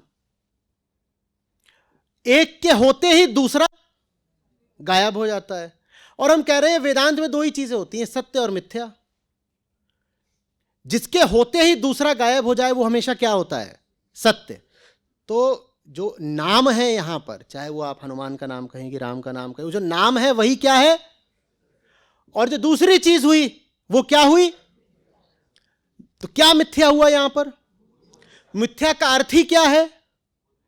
जो होता ही नहीं पर तुमको लगता है कि है। क्यों? क्योंकि तुम बालक बुद्धि हो। जिस दिन थोड़े बड़े हो जाओगे तुम्हें लगना भी बंद हो जाएगा। वो छोटों को लगता है कि पुगनी है क्योंकि अभी वो, तो जिनको लगे कि भूत प्रेत होते हैं अभी वो बालक बुद्धि हैं, अभी उनकी चेतना विकसित नहीं हो पा रही है। और जब आप बालक बुद्धि होते हो तो आपको ये सब चीजें लगती हैं कि हैं। छोटे बच्चे को कुछ भी समझाया जा सकता है, समझा सकते हो कि नहीं? बच्चा छोटा हो उसे कुछ भी समझा सकते हो, हाँ वो देखो वहां पे ना अंधेरे में, कुछ भी। चुड़ैल तो पारंपरिक हो गया, नकुकू रहता है, वो मान भी लेगा कि रहता है। वहां किसी को अगर चालाकी करनी है तो बैठा दो, आवाज कर दे दो चार, तब तो पक्का ही होगा कि नकुकू रहता है। और बच्चे को ये जताने से कि नकुकू रहता है कोई लाभ होता है तो बच्चे को जरूरी जताओगे ना। हाँ, तो अगर आपको भूत पिशाच बता करके आपकी जेब ढीली कराई जा सकती हो या आप में प्रसिद्धि पाई जा सकती हो, तो आप में मैं भूत प्रेत की बातें क्यों ना प्रचलित करूं?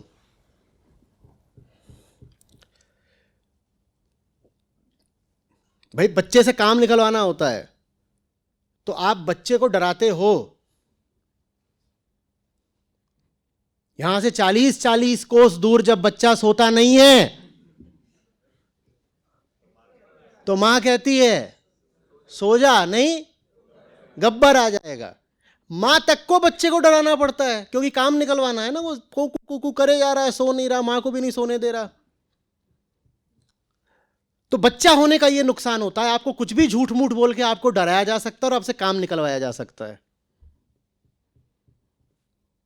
आपको डराने के लिए अगर जरूरी है कि आप में भूत प्रेत के भाव को बैठाया जाए तो आप में वो भाव कोई ना कोई जरूर बैठा देगा, क्योंकि जैसे ही आप डर गए वैसे ही आप नियंत्रण में आ गए ना। दूध पी लो, नहीं पुलिस आके ले जाएगी। यहां माएं बैठी होंगी, उन्होंने जरूर बोला होगा बच्चों से कभी ना कभी अपने, खाना खा रहे हो नहीं तो बाबा उठा ले जाएगा। बोला है कि नहीं बोला है? बच्चे से काम कराने के लिए उसमें भूत प्रेत, बाबा, गब्बर, ये सब वहम बैठाने पड़ते हैं ना। वैसे ही ये जो उम्र से तो बड़े हो जाते हैं, 30-30, 40-40 साल के हो जाते हैं, पर दिमाग से अभी बालक ही हैं, बच्चे ही हैं 5-7 साल के। इनके दिमाग में 100 तरह के वहम डाले जाते हैं ताकि इनसे फिर काम कराया जा सके, या इनके पैसे उगाए जा सकें, या इनके बीच छाया जा सके बली बन करके, या इनका नेता बना जा सके, कुछ भी। लेकिन ये जितने वहम होते हैं इनको कौन हटा देता है? इनको ज्ञान हटा देता है। वही कहा गया है, भूत पिशाच निकट नहीं आवे महावीर जब नाम सरे। भूत पिशाच माने झूठ मूठ के वहम जो हमें बैठाए जाते हैं, और महावीर का नाम माने ज्ञान का प्रकाश। हनुमान किसके सूचक हैं, किसके प्रतीक हैं? ज्ञान के। यही हम इतनी देर से बात कर रहे हैं ना, हनुमान माने ज्ञान। तो जब ज्ञान आता है तो भूत प्रेत भाग जाता है, यह है इस चौपाई का अर्थ। जब ज्ञान आता है तो भूत प्रेत का वहम भाग जाता है। इसको लेकर के यह ना साबित कर दीजिएगा कि भूत प्रेत होते हैं, उल्टी गंगा मत बहा दीजिएगा। यह चौपाई तो बल्कि यही बताने के लिए है कि भूत प्रेत नहीं होते, और जैसे ही तुम में ज्ञान आता है तुम्हें बात समझ में आ जाती है कि भूत प्रेत क्या होगा। तुम ही नहीं हो, तुम्हें भूत प्रेत कहां से सताएंगे पागल। यह ऐसी सी बात है कि पिशाच आके मेरा तीसरा हाथ खा गया। अरे जब था ही नहीं तो खा कैसे गया? तुम बोल रहे हो, अब वेदांत पढ़ा नहीं तो इसलिए ये बातें फिर समझ में नहीं आती। तुम बोल रहे हो कि तुम्हें खतरा है भूत प्रेत से, और वेदांत बोलता है कि तुम हो ही नहीं, तो तुम्हें खतरा कहां से हो गया? ये ऐसी सी बात है कि भिखारी रो रहा है, क्या कह रहे, रिसेशन आ रहा है।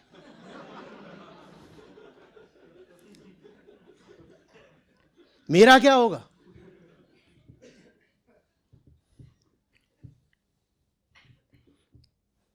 तेरे पास है क्या जो कोई भूत प्रेत ले जाएगा?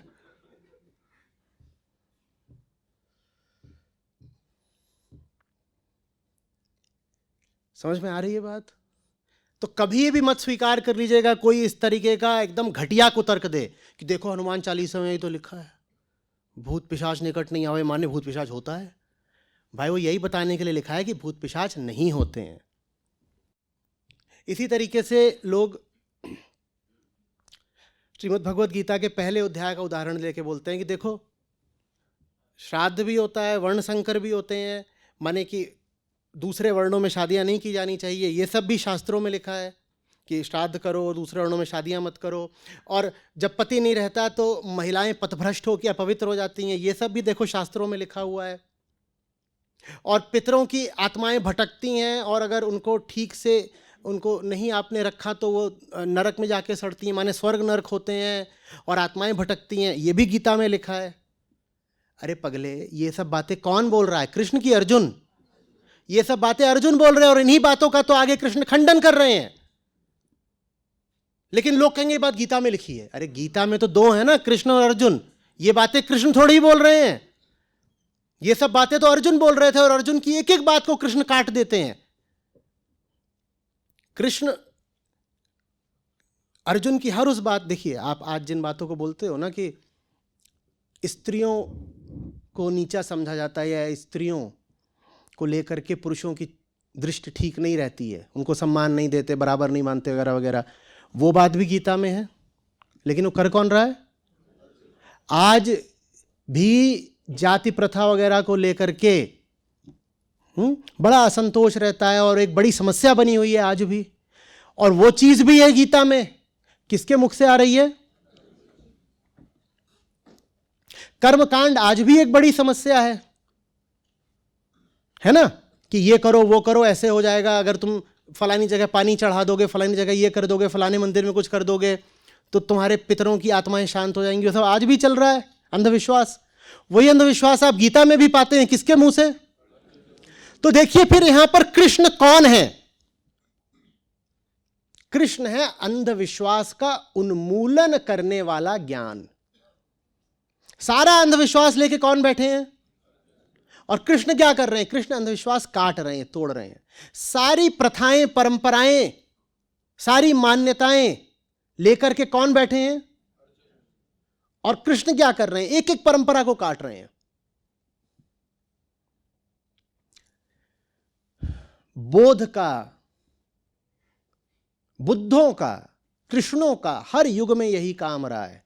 वो आकर के आपको बताते हैं कि आपकी मान्यताएं, ये आपके अंधविश्वास, ये आपकी प्रथाएं, परंपराएं, ये जिसको आप अपनी संस्कृति मानते हो, ये सब व्यर्थ की बात है। यही कृष्णों का हमेशा का काम है। वही कोशिश यहां हनुमान चालीसा में भी की जा रही है। जरूर उस समय भी जब तुलसीदास ने ये लिखा है, बहुत समय पहले की बात नहीं है, ये कुछ ही शताब्दियां बीती हैं, उस समय भी खूब भूत प्रेत का रहा होगा कि नहीं रहा होगा। और भारत पर जब से पश्चिमी दिशा से आक्रमण होने शुरू हुए, उसके बाद से भारत में शिक्षा बुरी तरह से ध्वस्त हुई थी। 8वीं-9वीं शताब्दी में पहला आक्रमण हुआ था भारत पर। उससे पहले ये सब आते थे शकुन वगैरह, पर उनका काम ये नहीं था कि आकर के यहाँ की सारी व्यवस्था ही तोड़ फोड़ दें।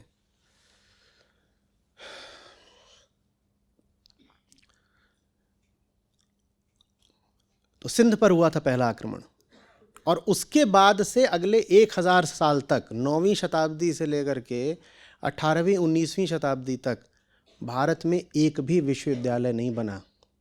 उसके बाद जानते हो किसने बनवाया? अंग्रेजों ने। सिंध के राजा थे दाहिर, और उनको हराया था कासिम ने, मोहम्मद बिन कासिम ने। और उसके बाद से भारत में अगले 1000 साल तक एक भी विश्वविद्यालय नहीं बना, बल्कि जो थे वहां भी तोड़फोड़ हो गई। इसका मतलब ये नहीं था कि किसी को शिक्षा मिली नहीं,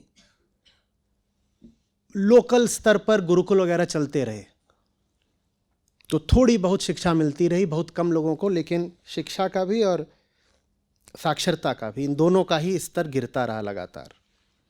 फिर नतीजा ये हुआ कि मुगलों के बाद फ्रेंच और पुर्तगाली और अंग्रेज चढ़ बैठे। लेकिन आप कल्पना करिए 1000 साल कितना होता है। और 9वीं शताब्दी से 18वीं शताब्दी तक, 19वीं तक एक भी विश्वविद्यालय भारत में नहीं बना। तो इसमें फिर अचरज की बात क्या है कि ठीक इसी काल में, इसी के मध्य काल में आते हैं तुलसीदास, और तब भूत प्रेत बिल्कुल सांस्कृतिक अनुमति पा चुके थे। जहां शिक्षा नहीं होगी वहां भूत प्रेत ही तो होंगे, जहां शिक्षा नहीं होगी वहां भूत प्रेत ही तो होंगे।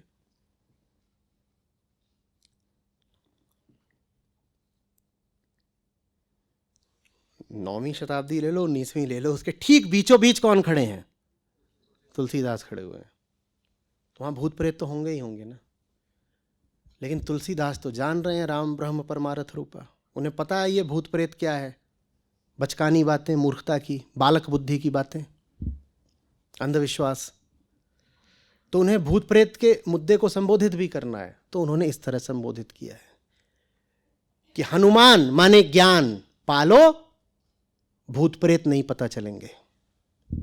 जब ज्ञान नहीं होगा तो तुम्हारे लिए निश्चित हो जाएगा कि तुम पर भूत प्रेत पिशाच डायन जिन चुड़ैली जो कुछ भी होता है ये सब चल रहा है। अज्ञानी की निशानी ही है वहम और अंधविश्वास।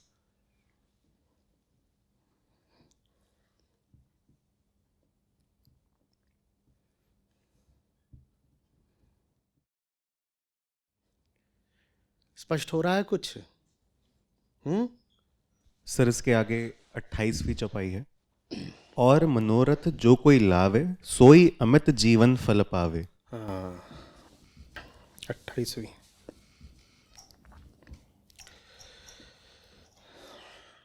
मित माने क्या होता है? मित माने वेदांत के प्रकाश में शब्द कैसे पढ़े जाते हैं ये सिखा रहा हूं। मित माने क्या होता है? छोटा। मित माने छोटा, और अमित माने जो छोटा। हमने कहा था जब गतभेदा पर बात हो रही थी, हमने कहा प्रकृति में भेद ही भेद होते हैं। प्रकृति का लक्षण ही होता है सीमाएं, तभी तो भेद होंगे ना। सीमा नहीं होगी तो भेद कैसे होगा? कैसे भेद करते हो कि टेबल समाप्त हो गया? ये सीमा आ गई ना, सीमा आ गई तो माने समाप्ति आ गई। भेद, भेद के लिए क्या चाहिए? कैसे पता चलता है वहां पर कि दो रंग हैं, पीला और लाल? एक बीच में एक सीमा रेखा है, बीच में एक सीमा रेखा है, और जहां सीमा है वहां पर क्या आ गया? छोटापन। क्योंकि सीमा इसके पसार को रोक देती है। रोक दिया ना सीमा ने, न तो जो पीलापन है वो बहुत बढ़ पाया और न ही ये लालपन बहुत बढ़ पाया। दोनों को ही सीमा ने क्या कर दिया? तो मित कर दिया। मित कर दिया माने छोटा कर दिया। सीमा हर चीज को क्या कर देती है? तो माने मित शब्द किसका प्रतीक हो गया? छोटेपन का माने, भेद का माने, माने माने प्रकृति का। तो मित जीवन क्या हुआ? प्राकृतिक जीवन। ये जो 60, 70, 80 साल का मिलता है, ये कौन सा जीवन हुआ? मित जीवन, यानी प्राकृतिक जीवन। तो अमित जीवन क्या हुआ? आत्मा में स्थापित हो जाना। वेदांत में ऐसे पढ़ते हैं। अमित जीवन तो यहां लिखा हुआ है, और मनोरथ जो कोई लावे सोई अमित जीवन फल पावे। फल यह मिलेगा कि अमर हो जाओगे, अमित हो जाएगा जीवन, माने प्रकृति से परे चले जाएगा जीवन तुम्हारा। और किसमें मनोरथ लगाना है? मनोरथ किसमें लगाना है?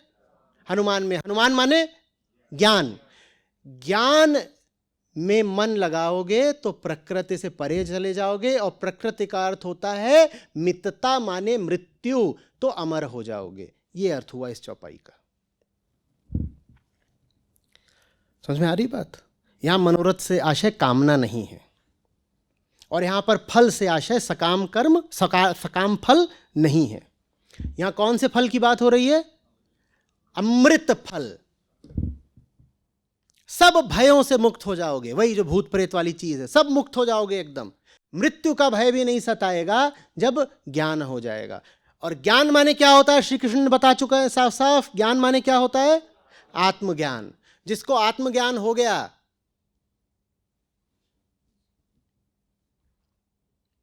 उसने मरने वाले को ही मिथ्या जान लिया। अब मरेगा कैसे? मरता कौन है? और मरने, ये आप कहते हो ये मर गया, काहे कि अब हरकत नहीं कर रहा। और मरने से डरता कौन है? मन। तन को आप कहते हो मर गया क्योंकि सांस वास नहीं चल रही है और ये ठंडा पड़ गया, तन को कहते हो मर गया। और मरने से लगातार डरता कौन है? मन। तन और मन। और आत्मज्ञान का अर्थ होता है तन और मन दोनों को जान लेना कि ये किस क्षेत्र के हैं। मैं तो ये हूं ही नहीं, तो मरोगे कैसे? मरोगे कैसे?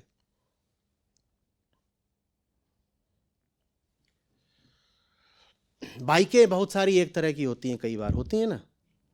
आपने कहीं जाकर के अपनी बाइक लगा दी है, ठीक, और वहाँ 30-40 बाइकें लगी हुई हैं, जिसमें से 10 आप ही की तरह की हैं। कई बार ऐसा हो जाता है ना, कि 40 बाइकें खड़ी हैं जिसमें से 10 लगभग वैसी हैं जैसी मेरी है। आप दूर से देखते हैं, आपको लगता है आपकी बाइक कोई निकाल के लिए चला जा रहा है। आपकी क्या हालत होती है? क्या हालत होती है? और आप दूर हैं, पर इतनी दूर नहीं है कि दिखे ना, और इतनी पास भी नहीं है कि दौड़ के उसको पकड़ लें। कुछ दूर है पर दिख रहा है आपकी बाइक कोई लेके भाग गया। हालत क्या होती है?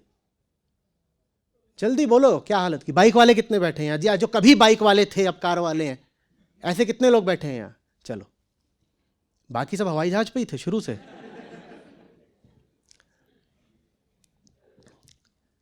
अब कोई आपकी बाइक को लेके चला रहा है, कैसा लग रहा है? एकदम एक पल मौत का। उस एक पल में तो धड़कन रुकी गई, ले गया। और फिर थोड़ा चिल्लाए और दौड़ के पास आए तो क्या देखा? अरे मेरी है ही नहीं। बस यही ज्ञान होता है। वो जो जा रहा है वो जा तो रहा है, मैं नहीं कह रहा कि मौत नहीं हो रही। जो जा रहा है वो जा तो रहा है, पर जो जा रहा है वो मेरा नहीं है, तो मैं कहां मरा? ये है अमित जीवन फल। कुछ जा रहा है, पर जो जा रहा है उसको जाना था, क्योंकि पराया था, प्राकृतिक था, पराया था। जो पराया था उसको जाना था ना, वो तो जाएगा ही भाई, उसका है। जिसका है वो ले गया। भैंसे वाले का माल था, वो उगा ले गया। मेरा तो कभी था ही नहीं, और जो मेरा है वो नहीं ले जा सकता कोई। ये समझ गए तुलसीदास, फिर बोलते हैं तुलसी भरोसे राम के, काहे कि ले ही नहीं जा सकते। अपनी बाइक हम तकिए के नीचे दबाएं, तकिए के नीचे से कोई ले आ सकता है? तो मैं छाती के अंदर दबाएं, ले जाओ, कैसे ले जाओगे?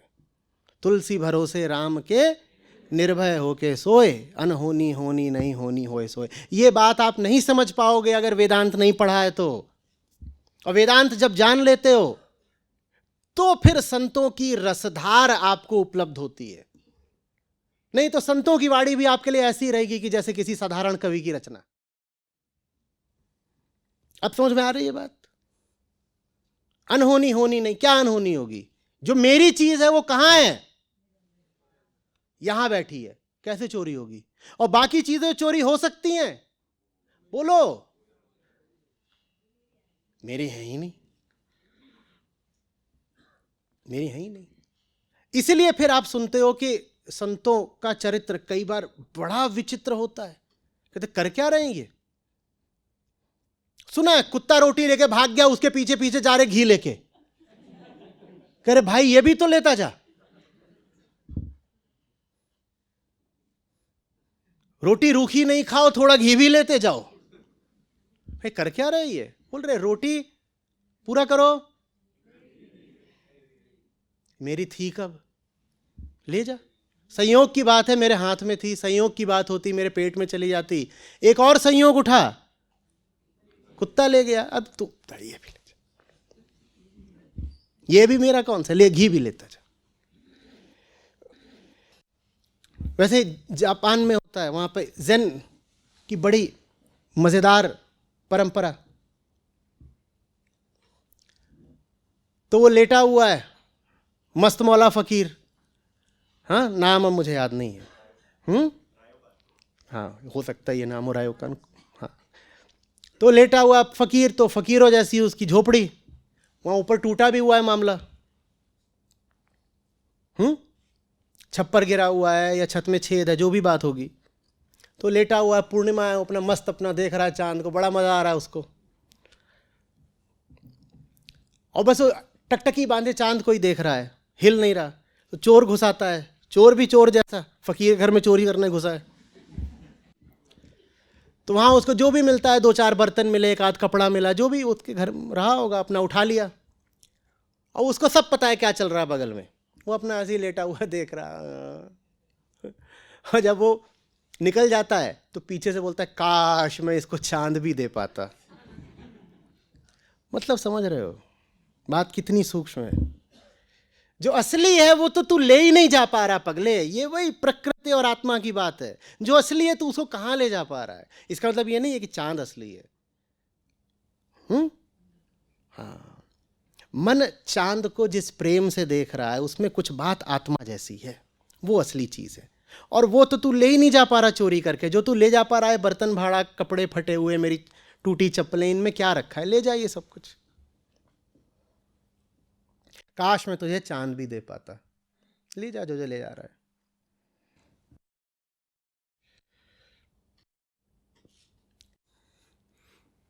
अमित जीवन, जीवन इसलिए है ताकि अमित जीवन पाओ। तुम पाओगे नहीं पाओगे ये आपकी फिर स्वेच्छा और चुनाव पर है। पर संतों ने तो प्रेरित यही करा है कि साहब प्राकृतिक जीवन से कुछ नहीं होता, अमित जीवन पाना होता है। उसी को फिर जो पाले दूसरा जीवन कहते हैं द्विज, ट्वाइस बॉर्न। पहला लेकर पैदा हुआ था और दूसरा पा लिया। इसका मतलब ये नहीं है कि उसके पास अब दो जिंदगियां हो गई। इसका मतलब ये है कि उसने महामृत्यु को चुन लिया। यही जिसको दूसरा जन्म कहते हैं, अमित जीवन, इसी को दूसरी जगहों पर महामृत्यु भी बोला गया है। लो अब गोरखनाथ भी आ गए, मरो हे जोगी मरो। ये तो सब कुछ एक होता जा रहा है, पूरा ही गत भेदा होता जा रहा है, सारे भेद मिटते जा रहे हैं। और इतना ही नहीं, अभी ये भी हो सकता है कि मैं दूसरे पंथों, संप्रदायों, धर्मों से भी, उनके शास्त्रों से भी बातें उठाऊं तो पता चले वहां भी यही बात बोली गई है लगभग। एकदम ही गत भेदा हो जाएगा, फिर तो कोई भेद नहीं। सुनने वाले के कान में फर्क है, क्या करें। और चूंकि कान अलग अलग होते हैं इसीलिए बात को अलग अलग तरीकों से बोला जाता है।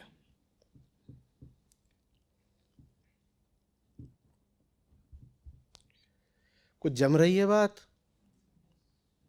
और सर इसके बाद 33वीं चौपाई है। तुमरे भजन राम को पावे, जन्म जन्म के दुख बिसरावे। जो तुम्हें भजने लगता है, जो तुम्हें निरंतर याद रखने लगता है, वो राम को पा लेता है।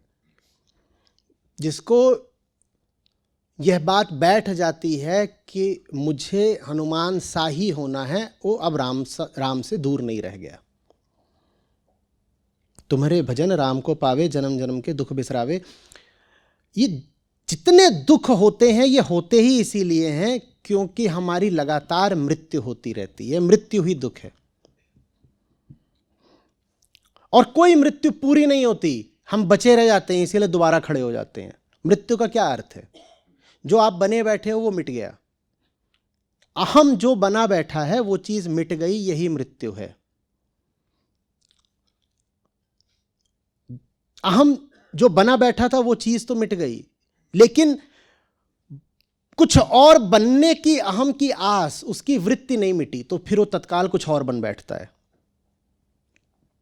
उदाहरण के लिए आप किसी से प्रेम पूर्वक कुछ मांगने जाते हो, आपको कोई चीज चाहिए, आपको कामना है। अहम को हमेशा कामना ही रहती है, उसे कामना है। जो चीज आप चाह रहे हो किसी और के पास है, तो आरंभ में आप जाकर के प्रेम से वो चीज मांग रहे हो, तो अभी अहम क्या बना हुआ है? प्रेमी। अहम क्या बना हुआ है? बहुत उसने मधुर स्वर में कहा, कृपा करके मुझे फलानी वस्तु दे दीजिए, आप इतने अच्छे हैं और मैं आपसे बहुत प्यार करता हूं। कामना के लिए गया था उसके पास। कुल उद्देश्य क्या है? उस चीज को, और पाना भी क्यों चाहता? उसको लगता है उस चीज को पालूंगा तो संतुष्टि मिल जाएगी, जो पुरानी आदिम बेचैनी है वो दूर हो जाएगी। तो अभी वो क्या बना बैठा है? प्रेमी। और प्रेम से बात बनी नहीं, जिससे मांगा उसने मना कर दिया, तो हम बोला सीधी उंगली से निकलता नहीं घी, तो अब गुर्रा के बोल रहा है, दे अभी दे। प्रेमी को क्या हुआ? कहां गया प्रेमी? मर गया। लेकिन क्या अहम मर गया? प्रेमी मर गया, अहम नहीं मरा। अहम तत्काल कुछ और बन गया, अहम का पुनर्जन्म हो गया। अहम क्या बन गया? अहम क्रोधी बन गया। यह है जन्म जन्मांतर की यात्रा, इसे पुनर्जन्म कहते हैं। पुनर्जन्म के मूल में कामना है, और कामना के मूल में अज्ञान है, माने पुनर्जन्म के ही मूल में अज्ञान बैठा हुआ है। अज्ञान होता है अपने विषय में, अज्ञान माने आत्म अज्ञान, और कोई नहीं अज्ञान, अपने ही विषय में अज्ञान। हम स्वयं को नहीं जानते तो हम अपने आप को अधूरा मानते हैं। अधूरा मानते हैं तो पूरा करने के लिए क्या करते हैं? कामना। और क्या करोगे? और उपाय क्या है? मैं अधूरा हूं, अधूरे होकर के मुझे कैसा हो रहा है? दिक दिक दिक दिक दिक दिक, कपे जा रहे हैं, बेचैनी है, झुंझलाहट है, खुजली है, क्रोध है, उद्विग्नता है, तो कामना करता है। कामना पूरी करने के लिए अहंकार एक नाम रूप रचता है। अभी क्या नाम रूप रचा था सबसे पहले? प्रेमी। सोचता है कि प्रेमी बनूंगा तो कामना, और प्रेमी बन के कामना पूरी, कुछ भी बन के कामना पूरी, तो तत्काल प्रेमी को क्या करना पड़ता है? मारना पड़ता है, और फिर पुनर्जन्म करना पड़ता है। किसके रूप में? किसी और रूप में।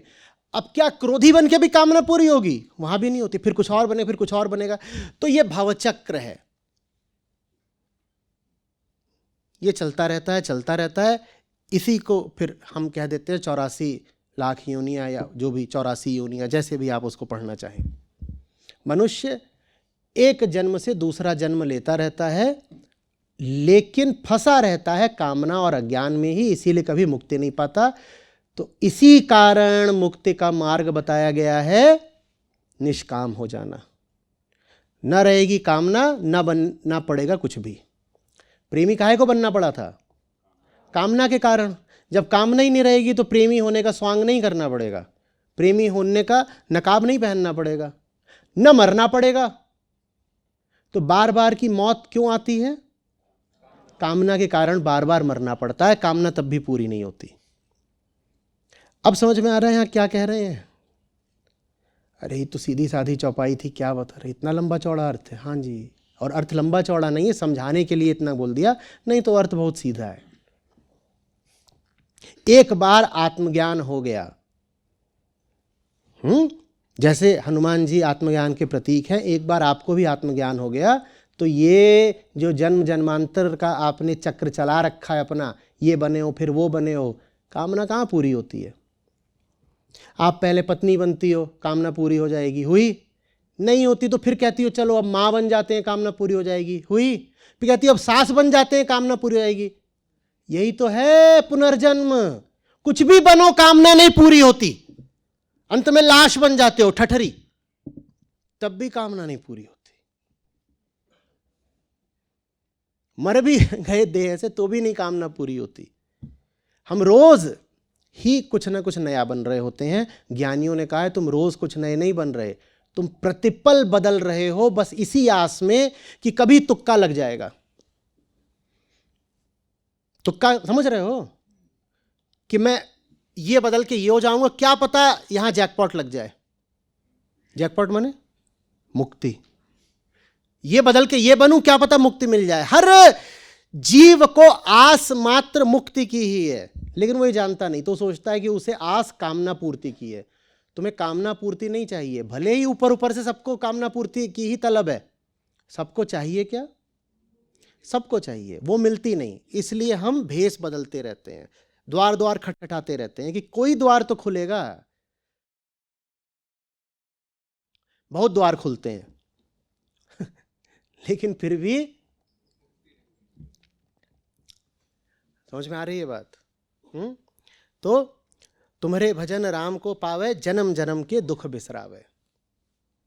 कामना रही ही नहीं, क्योंकि जान लिया कि हम वो हैं नहीं जिसे कामना की जरूरत है। तो अब जन्म जन्म वाला हमारा खेल समाप्त हुआ। हनुमान हो जाना या राम को जान लेना, दोनों का एक ही अर्थ है। क्या? आत्मज्ञानी हो जाना। और आत्मज्ञान का अर्थ है जान लेना मैं अधूरा हूं ही नहीं, मैं व्यर्थ ही अपने आप को अधूरा माने बैठा हूं। तो फिर इन कामनाओं के चक्कर में मुझे मिलना क्या है? फालतू थक रहा हूं, दर दर की ठोकर खा रहा हूं, जो चीज चाहिए नहीं उसके लिए परेशान हो रहा हूं। जन्म जन्म के दुख बिसरावे। गया दुख, गया दुख, मिट गया दुख। दुख चला गया, क्या मिल गया? सुख। क्या मिल गया? हाँ, किसी ने बोला हाँ सुखी तो मिला होगा। दुख चला गया तो क्या मिला? मुक्ति। वेदांत में दुख के जाने का मतलब सुख का आना नहीं होता। दुख के जाने का मतलब होता है दुख और सुख दोनों का चला जाना। दोनों से मुक्त हो गए, जन्म जन्म के दुख बिसरावे, अब कुछ नहीं दुख है।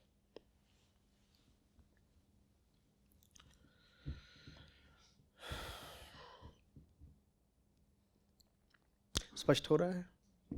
आगे सर एक आखिरी चौपाई है और तीसरी,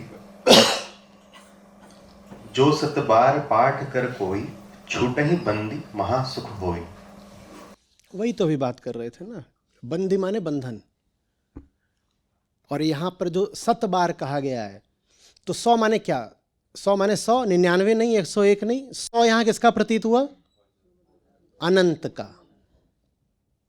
अनंत का। जैसे ज़ेन में कहते हैं द लोटस विथ 100 पेटल्स। वो 100 से क्या अर्थ होता है वहाँ?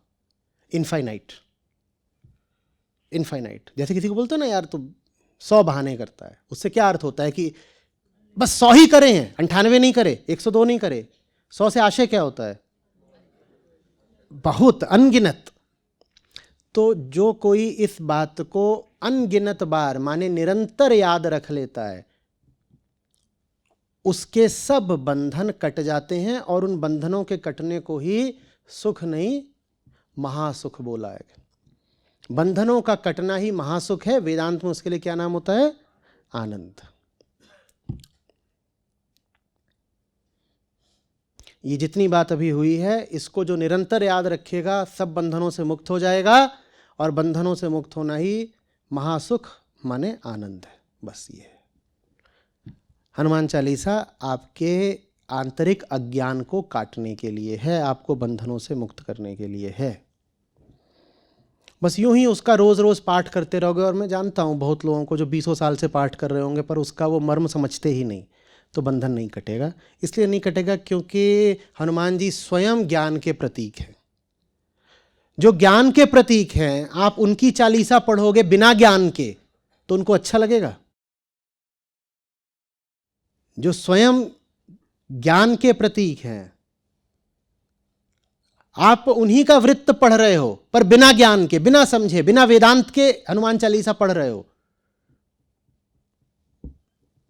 हनुमान जी को भी कुछ ये बात जचेगी नहीं। वो भी यही चाहते हैं कि ज्ञान की आंखों से उनको देखो।